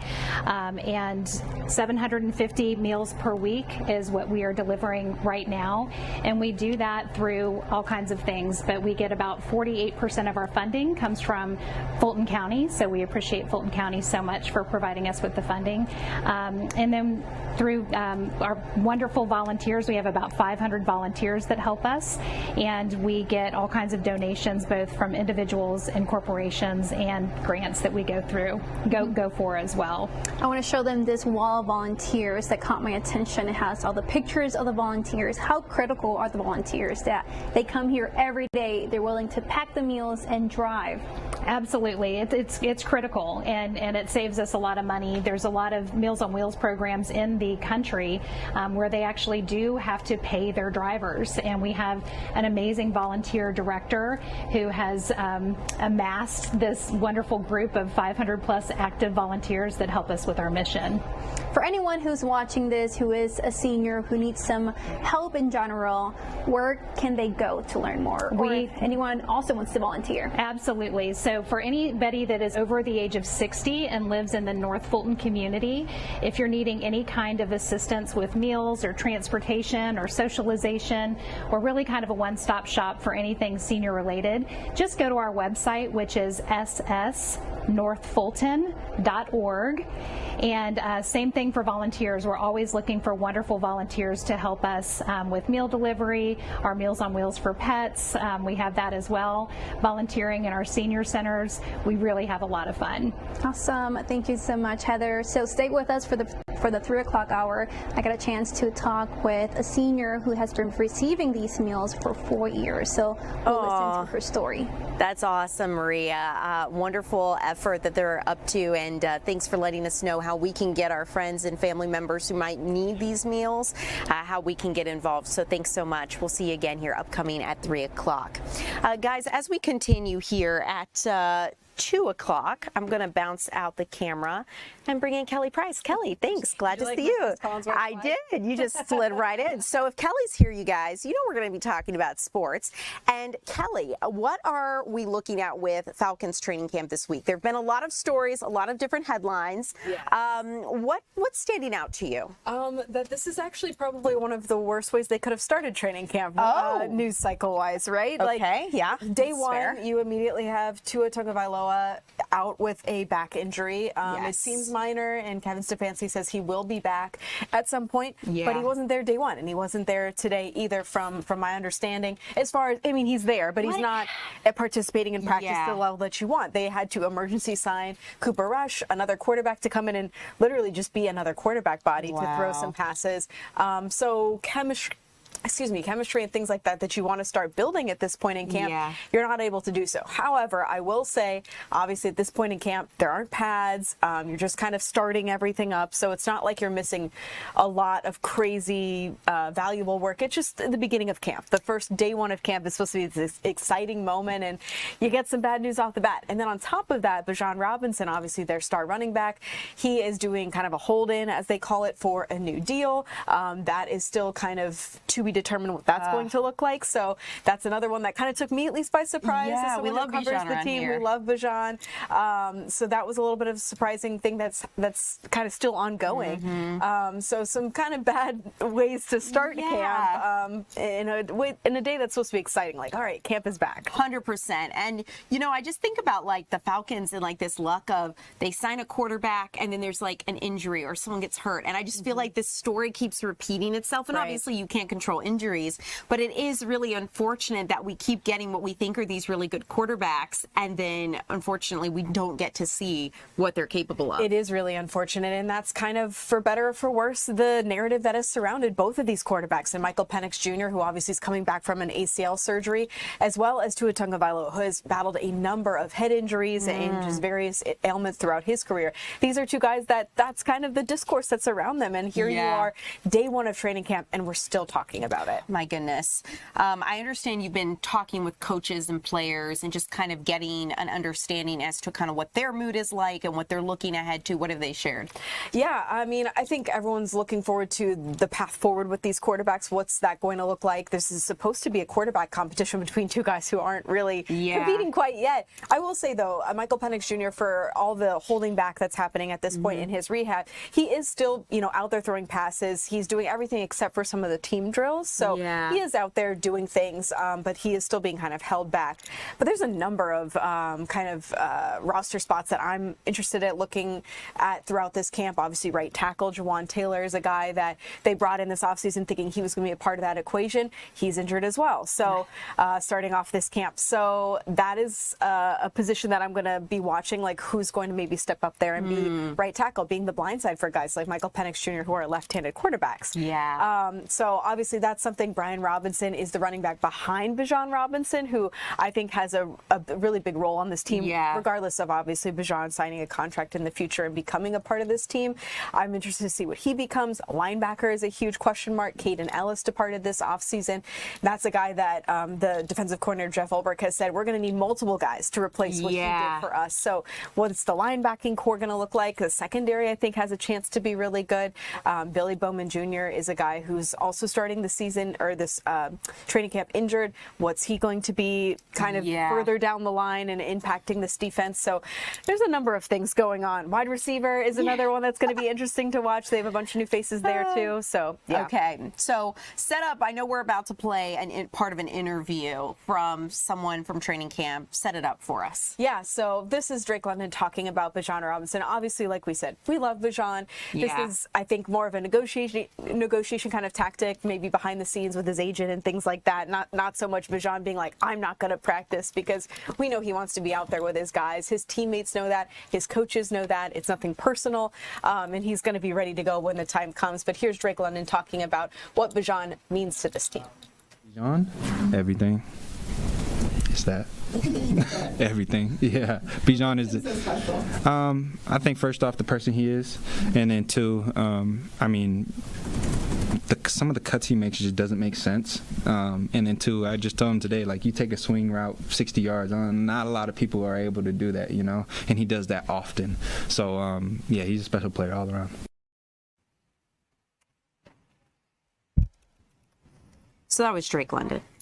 Yes, Drake London talking there about Bijan Robinson, what he means to the team. Obviously, all the things that he can do on a football field we've seen. It'll be interesting to see how that situation kind of develops. But again, he's kind of holding in. Some guys hold out. That's maybe the more nefarious way of doing things. Yes. But Bijan has been there. He's just kind of off on the side right now. Okay, good to know. Yeah, because I was not aware of that. So now I'm kind of like, oh, there's boy. a contentious way to hold out, boy. and then there's hold in, which is like, okay, I'll be there. I'll be around the guys. I'll be there, but I'm not gonna participate. Practicing. Yes, of course. Kelly, as always, thanks for keeping us updated on the Falcons.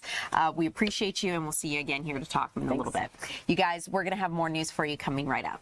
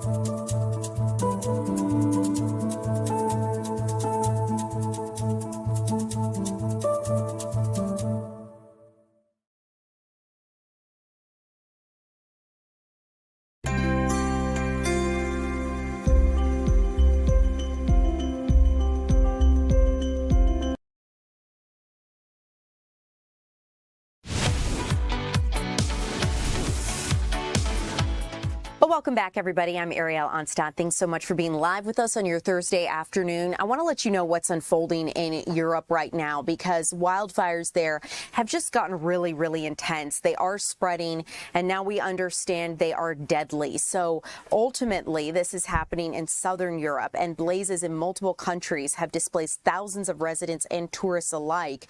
Greek officials report 2 firefighters died on Wednesday, and it comes as thousands of firefighters in France continue to battle fires in the southwestern part of the country. More than 300,000 people have been evacuated from villages and vacation areas in France and Spain. Now, French authorities say the largest fire in the region of Gironde did not grow overnight, but a forecast of triple-digit temperatures could bring more danger. They are prepared to keep up with the blaze. They have more than 2,200 firefighters deployed on the ground, and as crews work to limit the damages. Residents from nearby regions are also pitching in to help put out the fires. In Spain, the country's prime minister says rehousing efforts have begun after travel restrictions were lifted in some areas. 10,000 people are still under evacuation orders, and we'll continue to keep you updated as this moves forward. Just a really unfortunate situation unfolding in parts of Europe, Spain, France, Portugal, and even Greece. So across southern Europe, these fires are seeing the effects. Let's talk now, bring you a little closer to home, about an organization that is giving out free haircuts, hygiene products, food, and other essential items and resources for people who are homeless. Chris Rosenthal joins us live to talk about Project 730. Chris, take it away. Yeah, hey, so I'm at the Oakland City MARTA station where Project 730 has been all day, like you said, providing all kinds of items and services for our homeless community here. And I have Tiffany here. She is with Project 730. And tell me, first of all, the backstory here. Your daughter started this here, and you're keeping it going. My daughter started Project 730 when she was 17. She started a GoFundMe campaign for her 18th birthday to raise money to buy care packages to deliver to the homeless. And on her 18th birthday, she launched Project 730.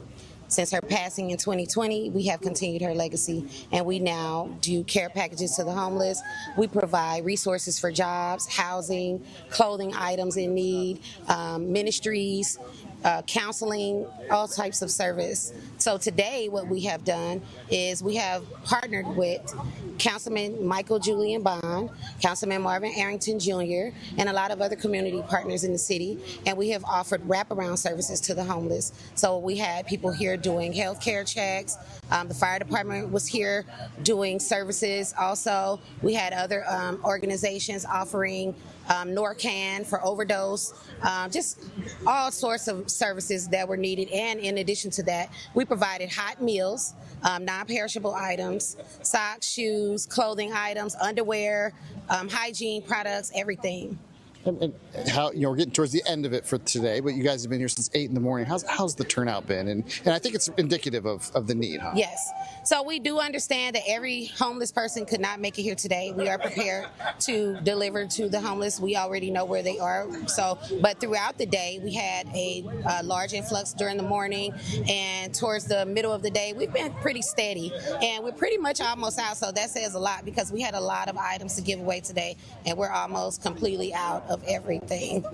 Almost out of everything. Well, it's wonderful you're carrying on your daughter Terrace's legacy here, and really getting all of these items out to the people that are really in need. And they're wrapping up for the day, but still have people coming out here kind of last minute to take advantage of this wonderful services that they're offering for those that really do need the help. It's a wonderful effort. Love to see people getting what they need, and I hope they host another one here soon, and we can let people know about it so they can plan ahead. Chris Rosenthal, thanks so much. I know you're going to have more for us upcoming at 3. You guys in our chat, TikTok, YouTube, thanks so much for being live with us, asking your questions, chiming in on the conversation. Marie Bella J, we did talk about Iran and the war just a little bit ago. Not sure if you missed it or if you were able to hear about it. I saw that you're asking about it, and you're asking about Cuba. The latest with Cuba, situation is still pretty static. The economy is not doing well, and at this point, we've not heard anything more from the Trump administration as to what they may do, because there was some rumored involvement. President Trump was taking a look at what the United States could possibly do to intervene in Cuba's situation. But if we hear of any more news on that front, I will let you know right here on Fox Local. Guys, thanks so much for being live with us. I'm Ariel Onstadt. Eric Perry is going to join you for 3 o'clock.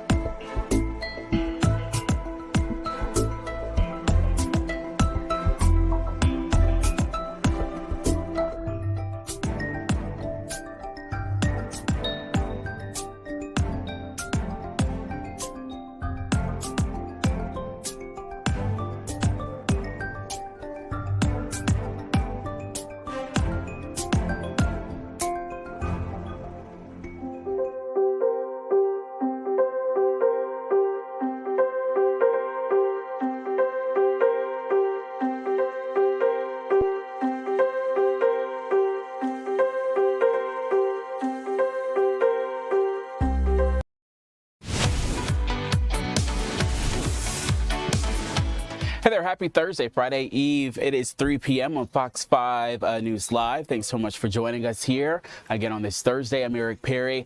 Let's walk you through a lot of headlines. The big story that we've really been talking about the past 2 weeks is the Apalachee High School shooting and the situation taking place in Barrow County. Today, we saw the father of Colt Gray, Colin Gray, being sentenced. A judge sentenced him to 15 years there in what he says his role in the Colt Gray shooting, saying that he knew that his son had a was going through some difficulties, but did not take that extra step of hiding the guns there. So for the past day, we saw a lot of victim impact statements. So we heard from family members, people who were there, those 4 people that were killed there. A lot of us remember where we were when we heard about that mass shooting. I was out there for hours talking with families that have been devastated by all of this that took place. Gray was convinced what they're saying due to his failure to intervene and act regarding the tragedies by his son, Colt Gray. And that comes from Judge Nicholas Prim. So we also saw Prim preside over the case regarding his son. We'll talk about that in just a couple of minutes. It's been quite a busy couple of weeks there in that area. This video right now shows Colin Gray after that sentencing was handed down there. I want to walk you through some of the video and the sound that we were able to hear. Again, you're going to hear from the judge, Judge Nicholas Prim, who really had harsh remarks or very strong remarks before the sentencing. Keep in mind, this is really only the second time that we saw parents of mass shooters being sentenced. The first one was in the Oxford school shooting there, and that was really a groundbreaking. It set a precedent across the country. This is the first to happen in the state of Georgia, but the second to happen across the country. Then we're going to listen to one of those victim impact statements, just showing you kind of the emotional toll that has been in this, not just the courtroom, but it's safe to say in the community since all of this happened. Let's listen together. Recognize that no parent believes that their child is capable of committing a heinous crime. No parent thinks that their child is going to be the next school shooter. But it became more and more obvious that something bad was going to happen. At a minimum, you should have believed that Colt would commit suicide. And you failed to do the simplest things to prevent this. You had gun locks and you didn't use them. You could have got $100-something safe and put the guns in the safe. If you had done that, you wouldn't be here today. You could have removed the ammo and the magazines from the house, and if you'd done that, you wouldn't be here today. You could have let someone else hold the guns while you got Colt help. If you'd done that, you wouldn't be here today. If you had done any of those things, Ms. Yeremy, Mr. Aspinwall, Mason, Christian would be here today. And your negligence didn't arise in an instant. It was repeated day after day. The entire first month of school was an opportunity to remove the guns to get Colt help. And you failed.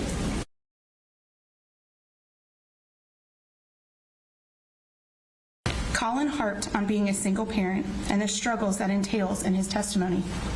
He was a single parent by choice. I am now a solo parent because of his actions and lack of parenting. He was a pathetic excuse for a father, where he was not. My kids were 5 and 2 when he was killed. Psychologically, kids cannot truly process and understand death until the ages of 5 and 6.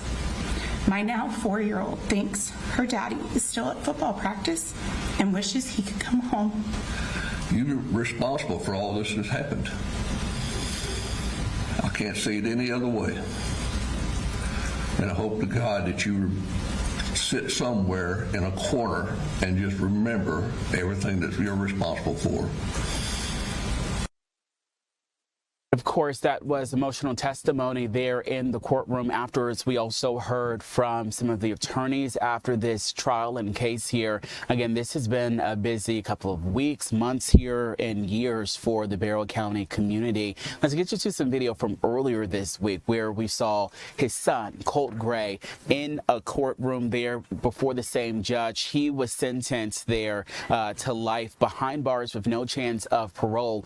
Breaking down this story here because, you know, at first we thought we were going to go to trial, and so this was such a huge case in Winder, Barrow County. It's such a small community, so they were having to go outside to look for different jurors that would be non-biased, which is really hard there. So we saw the trial maybe going somewhere outside of Augusta at the time, but then at the last moment he decided to take a plea deal, so he pleaded guilty last week to 55 counts for that September 2025 shooting, killing 4 people. We heard their names there. The judge read them out. We heard from some of the family members, a dozen other people injured there. And again, the Chief Judge Nicholas Prim, he condemned Gray for those actions there. And really, it has set such a precedent, and all eyes have been on this community. I know there's no type of full healing for a lot of those families impacted, but I think this will be the start of something, as justice, they say, they believe has been served here.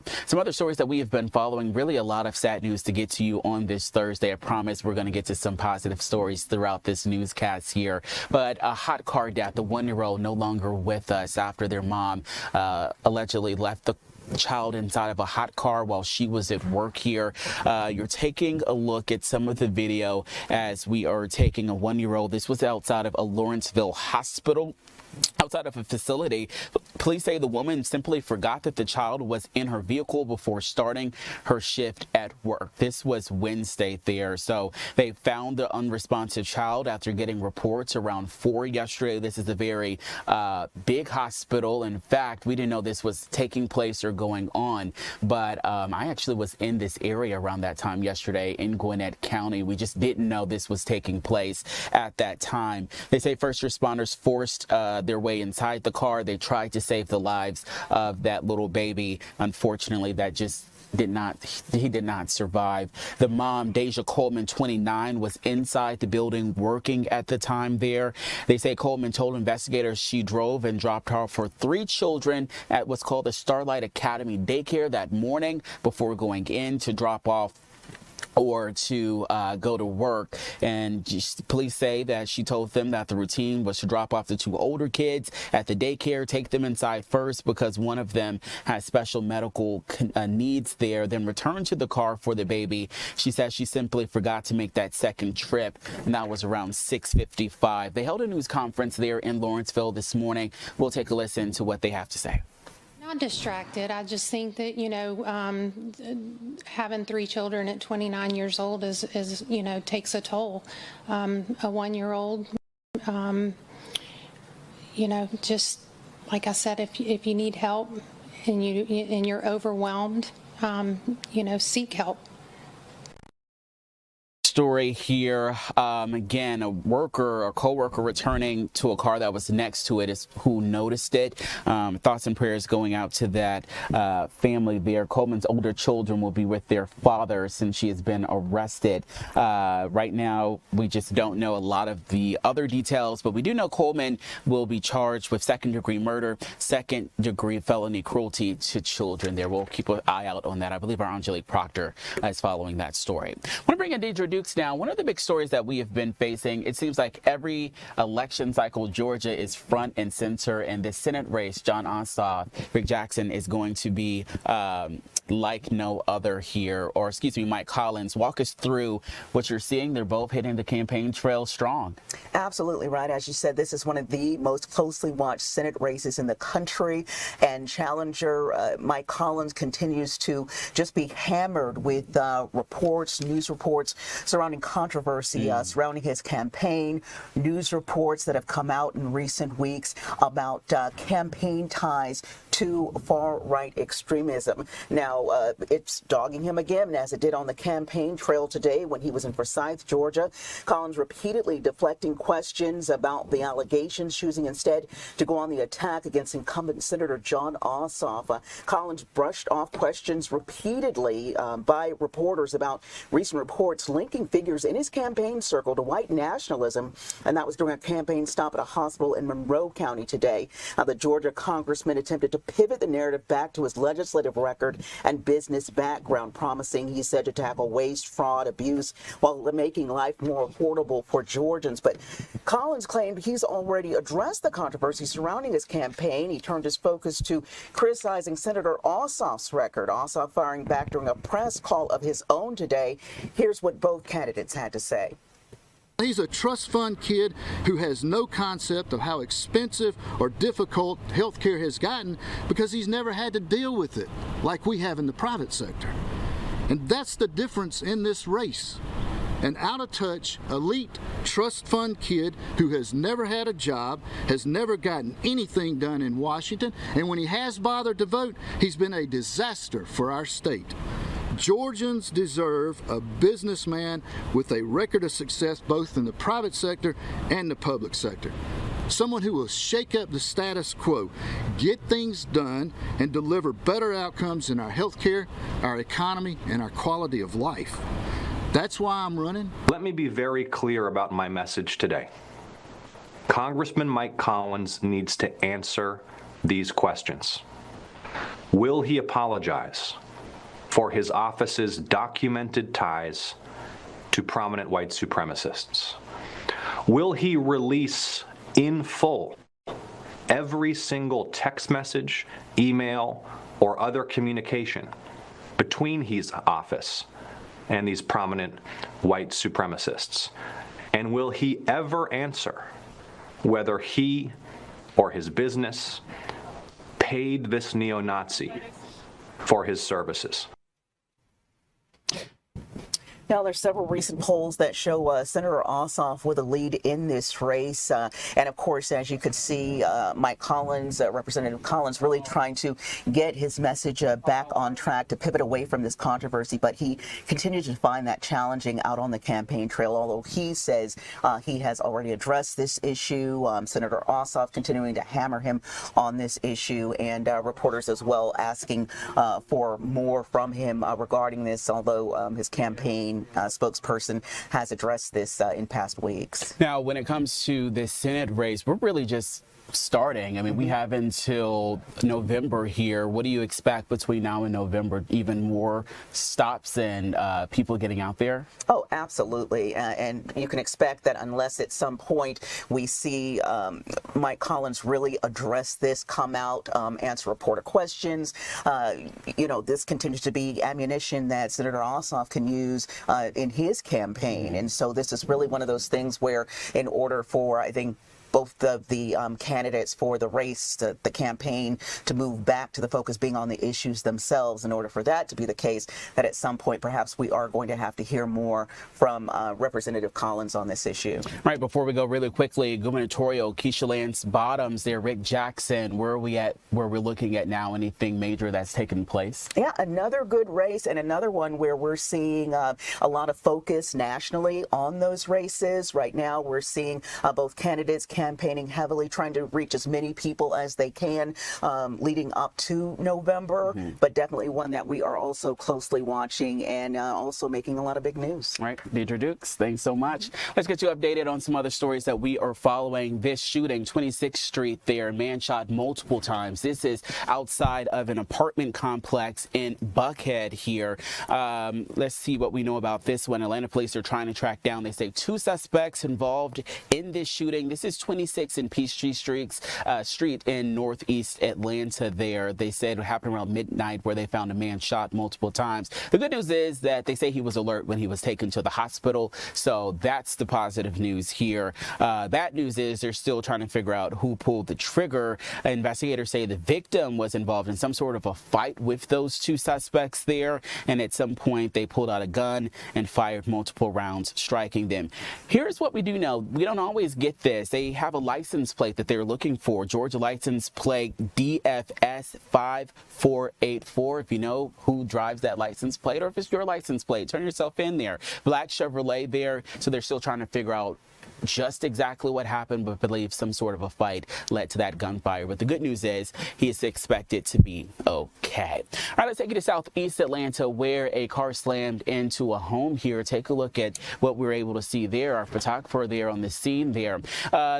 Scary to wake up to after that car caused a chain reaction that ended up with their carport there. Looks like a old, maybe a historic type of vehicle there. This is Fairline Drive. They said on the scene it looks like the car hit a tree, then hit the back of that classic Mustang. It was pushed forward. It took out a support beam for that carport. Doesn't look like anyone was injured in this, but just really unfortunate to see there as well. All right, let's take a quick break here. You've been watching Fox 5 News Live here. A lot to get to when we come back. Unfortunately, those storms and trees have come down, killing one woman in DeKalb County. And then we'll also get a check of your forecast with Alex Forbes. I'm Eric Perry, and thanks so much for joining us there. If you're watching on social media, TikTok, Instagram, YouTube, you name it, satellite, I don't know, teleporting in, watching us, we appreciate all of you there. We'll be right back.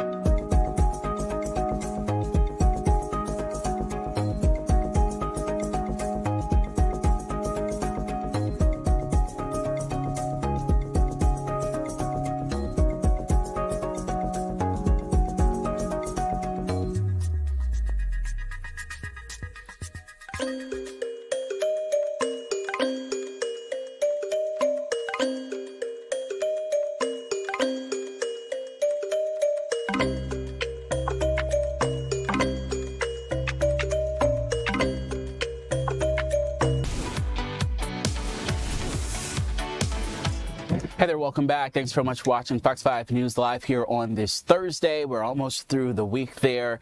Good to be with you. Glad that you're with us here. I want to bring in our Larry Sproul. Larry, a sad story. I know we've been talking a lot of sad stories throughout this newscast and day, but a woman did not survive after a tree fell into her home there. Walk us through the scene, and I know you've just learned her identity as well. Yeah, well, good afternoon, Eric. I talked to the family of 68-year-old Bobby Ann Pettiford, and obviously they were too distraught to talk to me on camera, but they did tell me that she lived right here inside of this home. But also earlier, we can take a look at the balloons that were placed on the mailbox right over there. Family and friends placed those balloons on the mailbox, but also come in and take a look at the back of the home. That's where that tree fell on top of the home and with her inside. Now, this all happened, the fire crew said the tree fell on the home with her inside on Tuesday night during those severe storms, but they did not find her until yesterday. Now, I talked to family and friends today, and they tell me that she lived by herself, but she was a very nice woman, and this is a very close neighborhood. One neighbor told me he just saw her the other day.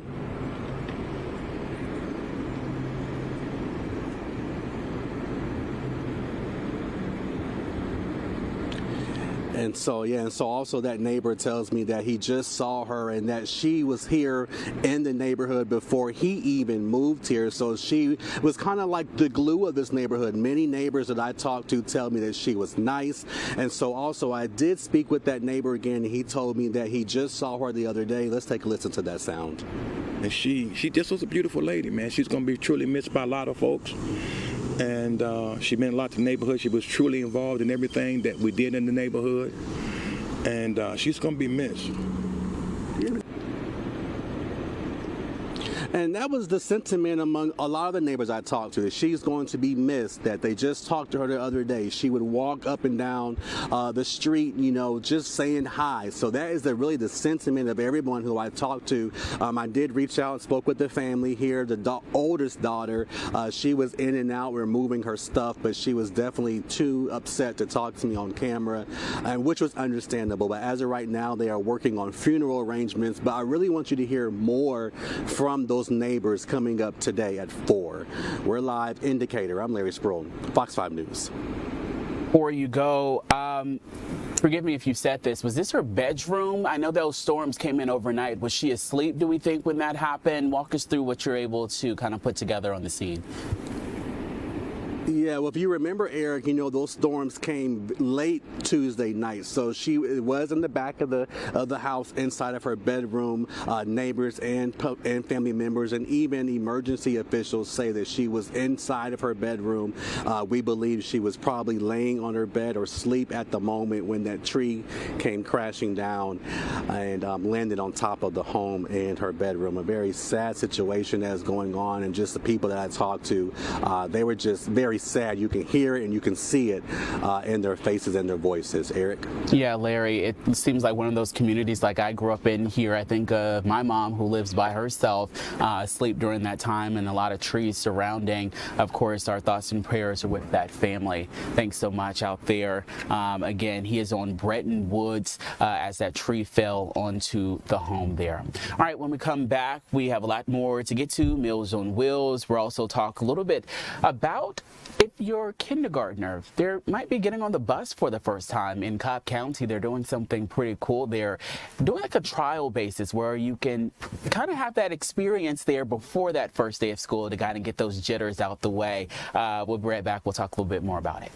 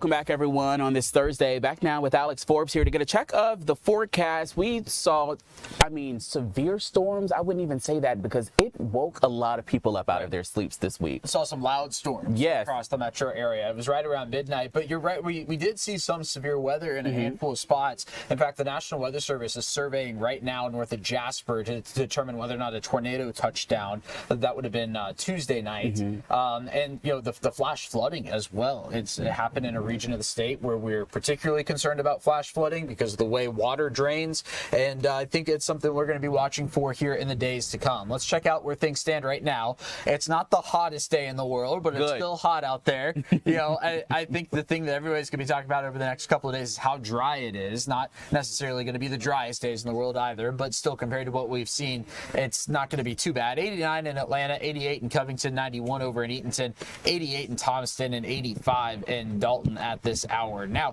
as we look down to the south, the front that brought the severe weather and the flooding, that's still down there, right? Like, it hasn't gone anywhere. So that's firing off some showers and storms down into Alabama and even a severe thunderstorm there in Florida right now. But for the remainder of the day today, temperatures, this is about it. This is about as warm as we're going to get, 89, 91, and then we'll slide down into the 70s later on this evening. That does mean for bobblehead night out at Truist Park, it is going to be nice. No chance of rain, and it says clear skies, but something to point out is that you might notice it's been hazy across Atlanta today. That's some of that Canadian wildfire smoke that's way up in the upper levels of our atmosphere. So no, you're not going to smell it, but you might see it off in the distance. And in fact, the moon last night, you might have noticed, was orange. It will likely be orange again tonight. As for tomorrow, all right, no chance of rain. This is going to be the lower humidity. Not no humidity, but lower humidity for the day before we get to the weekend, and showers and storms are in the picture. Saturday and Sunday, 70% chance of rain, 60% there on Monday. In fact, I want to go through Saturday real quick because there's going to be a ton of moisture in our air. That's going to be the headline, right? Friday's dry. Here we go into Saturday, 3, 4, 5, 6, 7 a.m. We're still dry here in the metro, but then we get into the afternoon and things could get a little dicey in terms of some storms. Notice you've got a wave over Atlanta, but then another wave back into Alabama. It's likely that through the weekend, we are just going to be looking at wave after wave after wave of storms, and some of those could produce some damaging winds and some locally heavy rainfall. Speaking of which, got an update to the drought monitor today. Conditions continue to improve. Most of the area is no longer in drought, the exception being Gainesville and points northward, still in moderate drought, but they were in extreme drought and even exceptional drought, so still an improvement for them. And we are going to have the opportunity to pick up some rainfall and continue to improve a lot of these conditions beginning Saturday through at least the early part of next week. I would recommend the rain jacket and the kids' backpack for back to school. We have millions of kids headed back next week. Yeah, I can't believe that it is time already. It's also so interesting, Alex. We went from, there was a time where we desperately needed the rain, and now people are saying, oh my gosh, we don't want the rain anymore. Exactly. In fact, I was just working on something over in the Weather Center. May, June, and July have all seen above average rainfall. January, February, March, and April did not, which is why we were in the problem spot that we were in. I mean, really, it dates back to last August was when it started, and now we're going to be putting it to an end, hopefully, maybe next week. I just noticed that your tie is the Atlanta Braves. I don't know if people noticed that. They're small. Nice. Nice. I need that tie. All right, Alex Forbes, thanks so much. And as you mentioned, back to school time is coming up, and there's something that's cool that people are working on, especially in Cobb County. If your little one is maybe kind of nervous or scared or anything like that to ride the bus for the first time as they go back to school, they did kind of like a trial run here. So you could get on the bus, your kindergartners or your first graders. She looks like such a nice bus driver there. Would love to ride her bus. But you can get on, and they do kind of test runs there. So they had different locations throughout the county as you could go and just kind of get on and just test it, get those jitters out before your little one goes back to school there. So Mountain View Elementary School, that was the only one that really took part in this, but they kind of had like routes that you could take part in. So, just get that feeling of the bus. We talked earlier with Mike Quick. He's the Senior Executive Director of Transportation there in Cobb County, talking about how important this is. I remember riding the bus and you make new friends, but of course, if it's your first time, you might have some scaredness a little bit to you. Let's listen to Mike. Yeah, it's great when the students get to know the bus driver and the bus driver knows the students. They really know how to interact together. The student gets on the bus. Really, it's the first smile or first face they see every day. And for them to see that person and have that comfort level for what they're going to do over the next 20 minutes while they're on the bus is fantastic. That was today in Cobb County. Let's also talk about, since we're talking about schools, there's a new report that says, and a survey that says that the rising support among adults for cell phone bans in schools that is actually taking place. So a recent study from the Pew Research Center found that 77% of adults support banning cell phones in middle school and high school classes. 48% of the adults say that they support a ban on cell phones for the entire school day and not just during classes. The survey comes as more than 20 states, including right here in Georgia, have already enacted some sort of cell phone ban and policy. Studies have shown both positive and negative impacts that cell phone bans can have on students. So I don't want to say sound off in the comments, but sound off in the comments there if you're watching. What do you think about this? If you have parents, or if maybe you're in school, you have a loved one in school, do you think this will be impactful? Are you for this, for against it? If we get some good comments, we'll read some of those throughout this throughout the show here. Curious of your thoughts there as well. All right, let's bring in Maria Guzman here. She has been standing by Meals on Wheels. They need to fill and feed local senior citizens. Maria, Meals on Wheels is always something that's so cool, so important for the community and for our older saints out there, as well as they need a good meal.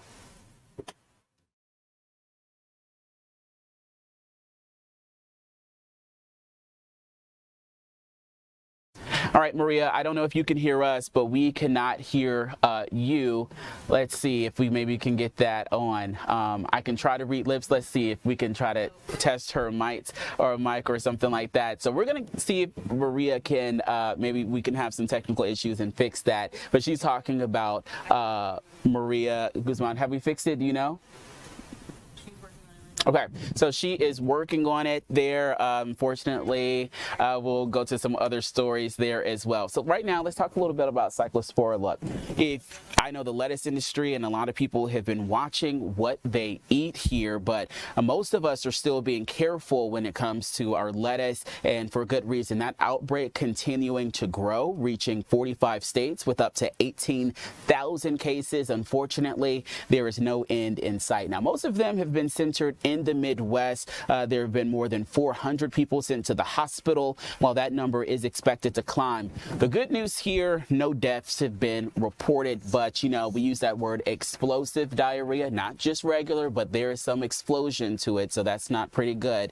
Health officials have linked that iceberg lettuce supplied by Taylor Farms to also Taco Bell. It has led to a recall, but some say that it wasn't fast enough to stop that spread. The Trump administration is focusing on food safety, pushing Americans to eat more homegrown produce. The president even went a step further, suggesting last week that he could punish Mexico for allowing the tainted lettuce to be shipped to the U.S. Health officials are urging folks to be careful with their fruits and vegetables and to make sure that they are thoroughly washed, which you should already be washing your fruits and vegetables before you eat it. Just a little PSA here as well, but that is continuing to climb with no end and stop there. All right, let's bring back in Maria there. I believe we have some sound with her. Maria, can you hear us? Well, yeah. Well, you can hear us. We need to know if you can hear, we can hear you.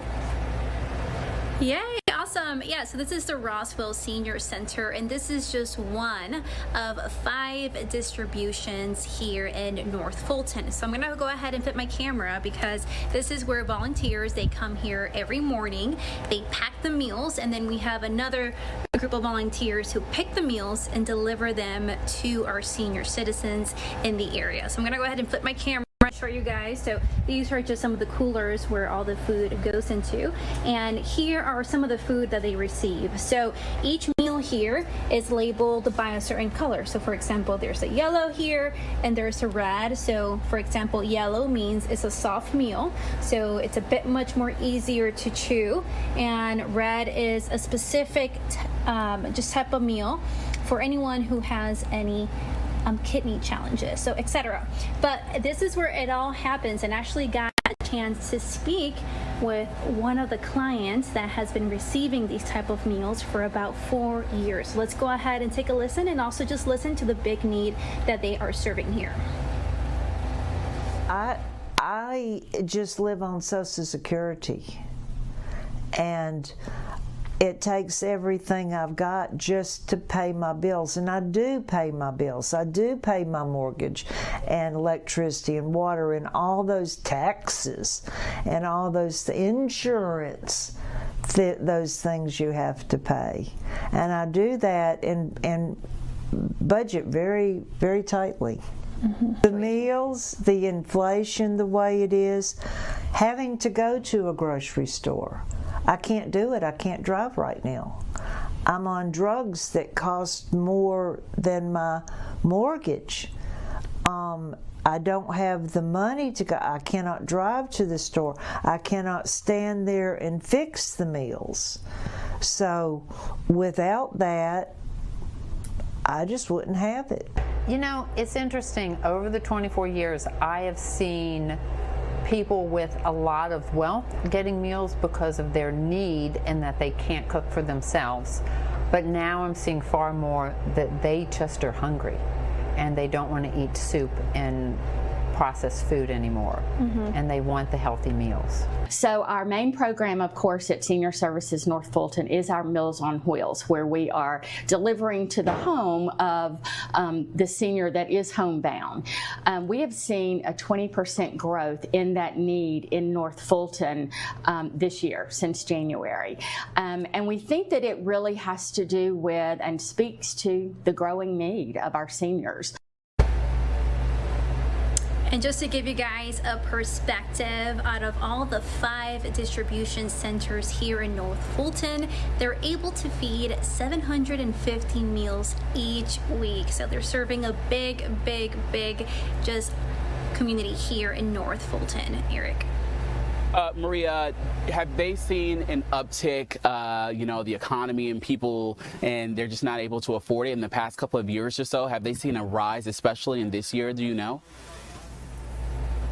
They've seen a big rise. One of the factors is you have to remember a lot of our seniors are on Social Security, they're on fixed income, so their budget can be very tight. So that's just one of the factors that they're telling me on the reason for this big jump these last 6 months. All right, Maria Guzman there, Meals on Wheels, so important to make sure our seniors, our elders, our pillars in the community, they have what they need in order to survive and be happy. Thanks so much there. All right, we want to talk from our seniors to maybe our rising seniors, the pre-seniors, social media and young people. Apparently, they are deleting their social media apps. Here's what they say here. According to the answer, is social media users or use on the decline? They say yes. A recent study found that nearly a quarter of young Americans have deleted a social media app in the past year. For those still active online, their time spent on the platforms is also down. The biggest drops were people in their teens and their 20s. The study also found that a growing trend in younger people deleting their social media accounts altogether. Look, I have a lot of friends who they go through, they'll delete something, they might feel overwhelmed, or maybe they'll fast forward for a certain period of time. I know lately, a confession, I haven't been on social media a lot after Love Island and my brain cells kind of rotting away. I picked up a book there. See, brain cells rotting away there, but I've been reading a little bit more. So I'm curious, are you finding yourself on social media as well? I know we're firing off a lot of questions, but comment down below if you're watching. Well, hopefully you're on social media watching us now, so don't get off for that. Continue to do that. But other things on social media, we want to know, is that on rise or decline, or your thoughts about that as well. All right, something that's going on, if you can believe it or not, kids going back to school, and the Falcons are back at training camp. If you can believe it or not, it's almost football season from one thing to the next. Rafael De Los Santos is there with all the big players out there, Drake London, Jack Strand, talking us through what we can expect. Training camp isn't just about finding answers. It's a time to find out which questions matter most. Through 2 days in Flowery Branch, the Atlanta Falcons have found that many of those questions begin with the most important position on the field. Day 2 of Falcons training camp brought more reps but not necessarily more clarity. For a second year, Michael Penix Jr. remains one of the biggest storylines in training camp, while the former first-round pick continues working his way back from injury. Star wide receiver Drake London says it's his resilience through setbacks that stands out. The setbacks or whatever it is, I mean, he just goes about his day and he's trying to work to get back out there and do his thing. And to be that resilient is admirable. With Penix sidelined, the spotlight has shifted to the rest of the quarterback room. While Tua Tagovailoa did not speak Thursday, from undrafted rookie to camp QB1, Jack Strand has taken advantage of every opportunity in front of him, one rep at a time. It's been good. I think just kind of taking it day by day and getting used to, playing in a new offense and a new system and getting to play with a whole bunch of new guys. But it's been a lot of fun and just kind of through meetings and stuff, getting more used to play in this system and taking more reps and everything. But it's been going good so far. Regardless of who's under center for the Dirty Birds, to London, there's consistency through the questions. It doesn't impact me at all. If they throw the ball in my vicinity, my job is to catch it, literally. That's the description of the job. 2 days into camp, the Falcons are still searching for answers, but with every practice, the vision becomes clear. All right, that was Rafael De Los Santos out there as well. I think we're having a little difficulties with that, but he was out there at the training camp as we're seeing things starting to come back up and get back into the groove of everything as well. Our DJ Shockley has been out there. I know at the last hour, Kelly Price here, not the singer, but our very own Fox 5's Kelly Price with sports. They have been talking us through what we can expect. Of course, we want a Super Bowl win. We want our team to do well. I am born and bred here in Atlanta, and we are some of God's strongest soldiers as we are just hoping for another win and a good team. And hopefully this year we can bring in some wins there throughout the season. All right, we'll be right back after this break.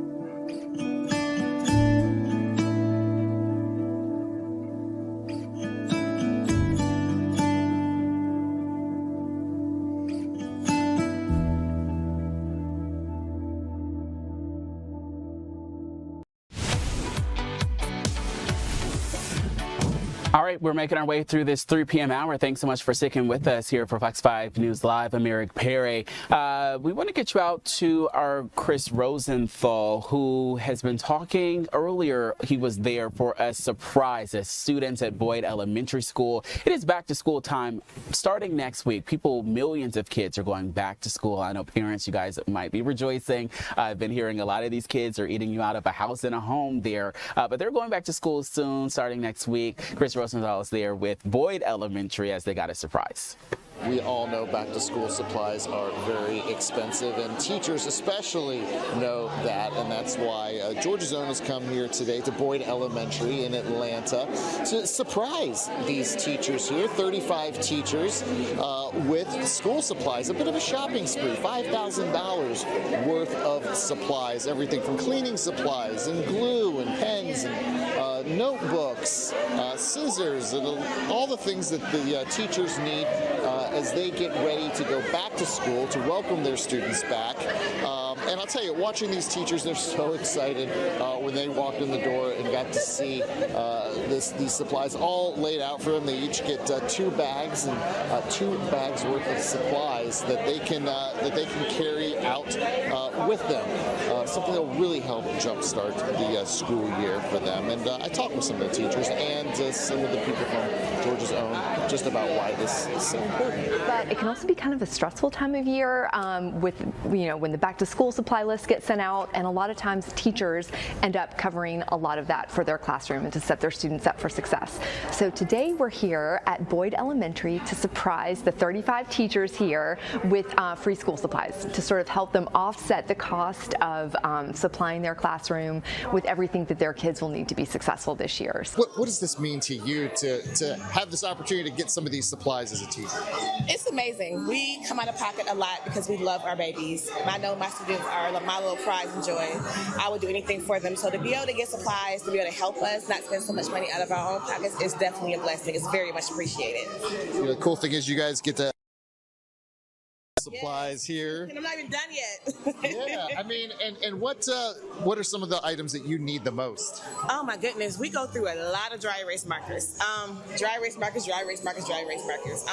Things to keep the classroom clean because we want the kids in school and not at home sick. Sanitizer, Lysol wipes, anything like that to help us just be able to have a productive day and to keep the kids healthy. This was kind of a surprise for you guys, huh? It definitely was. We were very surprised in our meeting when we found out. It was like a whole round of applause because we were really excited. Yeah. I mean, watching you guys walk in, you guys definitely see the excitement on you guys' eyes. Are you ready for Monday? I am so ready for Monday. I'm ready for open house tomorrow so I can meet all my new babies, and I'm ready to start the school year. I'm excited. Does this help take a little bit of a load off? Definitely, because as teachers, it's real that we do spend money, and with the IRS a lot is not sufficient, so this will definitely go a long way. So we really appreciate it. Got some snacks, so we're always feeding our babies, if they're hungry, if they need a snack in between class. We got some fruit snacks. I'm a big teacher that do a lot of positive reinforcement. We reward their efforts. We have some notebooks, some dry erase markers. Kids, we run out of erase markers all the time. Hand sanitizer, things to make sure the environment is clean. Lysol wipes. As a teacher, we use Post-it notes. The kids love even when we do academic activities with Post-it notes. The number one supply that the teachers here have requested are cleaning supplies. Now, this isn't the only back-to-school event Georgia's Own is having like this. They're donating about $15,000 worth of supplies across the state to several schools this week. As for APS, school will start up here on Monday. Back to you. All right, it's so good that they are getting those supplies out. I've always believed teachers should not have to pay for their own supplies. They're educating our students there. They deserve a lot more there. We're wishing all of those teachers, the students, faculty, staff, bus drivers, no matter what you do, a happy start to the school year. All right, let's get you to a recent poll. I know we've been talking a lot about poll numbers this hour here, but there is new data showing the approval rating for the U.S. Supreme Court has fallen to record lows or new lows here in at least the last 26 years. Here's what they're saying. It is saying that only 1/3 of Americans approve of how the Supreme Court justices, they're doing their job. This says 61% of Americans surveyed said they currently disapprove of the Supreme Court. Now, previously, the lowest Supreme Court approval rating was 39%. That was the last time from the data collected last year. The poll says Republicans are especially dissatisfied with their approval rating, dropping to 58% from 79% last September. The poll also says the 12% approval rating among Democrats and the 35% approval rating from independents are, quote, essentially unchanged since September. Both Well, the possible reasons for low approval ratings include some Democrats, their unhappiness with the conservative majority of the court. The Gallup poll says some Republicans might be disappointed with recent court rulings, largely unfavorable to the Trump administration. Now, these also include rulings on tariffs, birthright citizenships, the mail-in ballots. It was collected from July 1st to July 19th after the end of the recent Supreme Court term there. All right, closer to home there, Paul Milliken is at UGA's live insect zoo. It's creating plenty of buzz there. He is in Athens with the latest. We've had the most incredible day here on the campus of the University of Georgia at the Live Insect Zoo. Yes, there really is such a place, and you can come visit and you can meet little critters like this one. Okay, so Dr. Carruthers, who is this? This is Miss Bonnie. Yeah. She's our Chilean rose-hair tarantula who's about 14 years old. She is so pretty, and I was just saying she looks so hardy, but in reality, these are really fragile creatures, right? They're incredibly fragile. So I'm being very careful and kind of watching her as she walks, because if she were to fall to the floor from here, she wouldn't walk away from it. And that's not something we want. No, she is so pretty and appears to be so gentle. What do you think would surprise people about tarantulas like this? Then most tarantulas are not really aggressive. There can be some species, but those are not going to be anywhere near where you would find them. Okay. So they're not aggressive. Their biggest defense is to run away from you. Okay. If that doesn't work, they'll flick some hairs. They'll take back legs and flick hairs at you to try to get you to leave them alone. Yeah. But they are trying everything but to bite you. Yeah. Well, we love to hear that. And again, I know that this one would never hurt us. She is just so sweet. So tell me a little bit about the insect zoo. If somebody walks in here, has no idea what this place is, and then starts seeing things like these, what we're seeing, how do you describe this place? This place is really just a unique spot on the University of Georgia campus for people to come by and visit, talk to an expert. We like to have someone here, either one of the insect zoo workers or myself or Malcolm, just to keep both the animals safe and the humans safe. But it's just a place to come to learn about insects in a really safe environment. If you're really, really scared, this is a great place to come and learn and engage and interact, to be a little less afraid. If you love insects, this is your people. Come visit us, come hang out, come learn all these cool things and meet people that are into it just as much as you are. So it's a space for everyone. Yeah, because there are truly insects from all over the world here. All over. We've got Malaysian leaf insects. We've got blue death feigning beetles from Arizona. We've got hissing cockroaches from Madagascar. So from anywhere, you can find something that kind of represents something that you're excited about or interested in seeing or just unexpected. It's all very cool. Now, we're about to see something pretty neat. So Malcolm is looking in at a scorpion here, and you've been showing us all morning. What I didn't know about scorpions is that under a black light, they kind of glow. Why does that happen? Every scorpion glows like that under black light. First of all, it's a really great way to find them if you live in scorpion areas. Really helpful that they'll just light up for you. But it's part of that exoskeleton, that outer shell. It's more like a sunscreen that they have that helps protect them from really bright UV rays of the sun. They've got their own natural sunscreen. It's lovely. Yeah, this is really neat. What is it that you hope people take away from the Live Insect Zoo? I just hope that they learn a little bit about how insects can be really beneficial. We see a lot that we don't like, that we don't want to interact with, like roaches in our house, totally get that. But there are roaches that are really good for the environment that don't want to bother you. Less than 2% of insects in this world are harmful species or pests. Most of them are just outliving their lives, just the way that we are. And so engaging with them, learning about them, learning what they can do, like pollination and decomposition and all these cool things, we absolutely need them in our environment. Yeah, this place is amazing. It is the Live Insect Zoo right here at the University of Georgia. If people want to come visit, how can they do that? Look for us on the UGA website. So if you look for the Department of Entomology, there is a tab to the Insect Zoo that gives you loads of information about how to find us, how to contact us, how to schedule. You can also go to our Instagram account in the link in bio. There's a scheduling page where you can look. And just sign up a time to come visit with any one of our staff members. Yeah, well, put me on there permanently because I'm in heaven right now. I love it here. Yeah, I love we love having you. And I love Miss Bonnie, who said, okay, I am done with the camera. I'm going to scurry away. There she is. All right, bye, Bonnie. Bye.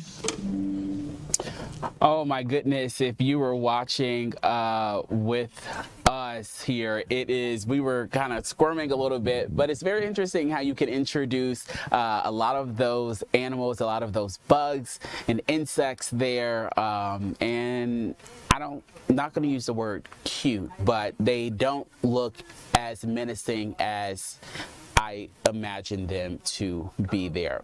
All right, let's talk about something else before we go here. The war in Iran, there's some more escalation that's taking place overseas here. Tensions rising. Here's what we know. Airstrikes weren't exactly a surprise because the president warned Iran that they were on the way. They were coming. U.S. Central Command releasing video of those said attacks in their latest rounds there, including the now familiar image of strikes, small targets like trucks and boats. You're taking a look at some of them. U.S. Central Command says that it hit drone strikes, storage facilities, coastal surveillance sites, and also some other Iranian maritime capabilities. The attacks come after Iran launched a surprise ballistic missile attack on U.S. base in the Middle East. This happened on Tuesday. The U.S. military, they were able to intercept all of those Iranian missiles. More than 50,000 U.S. service members are stationed there in the Middle East. So, of course, this significantly impacts a lot of what we're doing here. Take a listen to some of the sound. U.S. installations and personnel overseas, and you withdrawing? Or I don't see that. No, we're not. No, we're gonna hit them very hard. I mean, I can actually say that because in that there's very little they can do about it. It was a different group than we're dealing with. They've already apologized. But, you know, we got to smack them a little bit. Mr. President, you always going to hit back when they strike? Will I always hit back? Yes. Pretty much. Yes.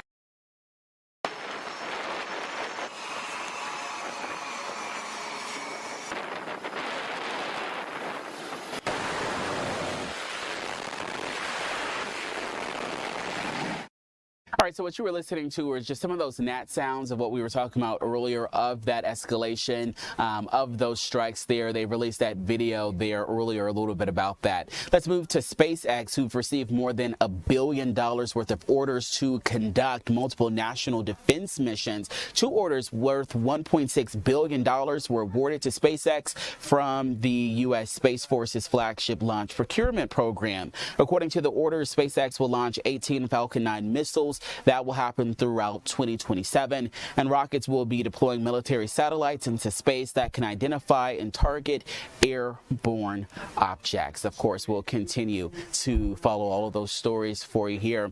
Hey, thanks for joining us for Fox 5 News Live on this Thursday. We're almost there to Friday. You've almost made it. Well, you made it through this hour with us here, and we appreciate it. We'll see you back here tomorrow. Of course, stick around for Fox 5 News at 4. Christine Spiro joining you now with the latest news of the day. We'll see you tomorrow.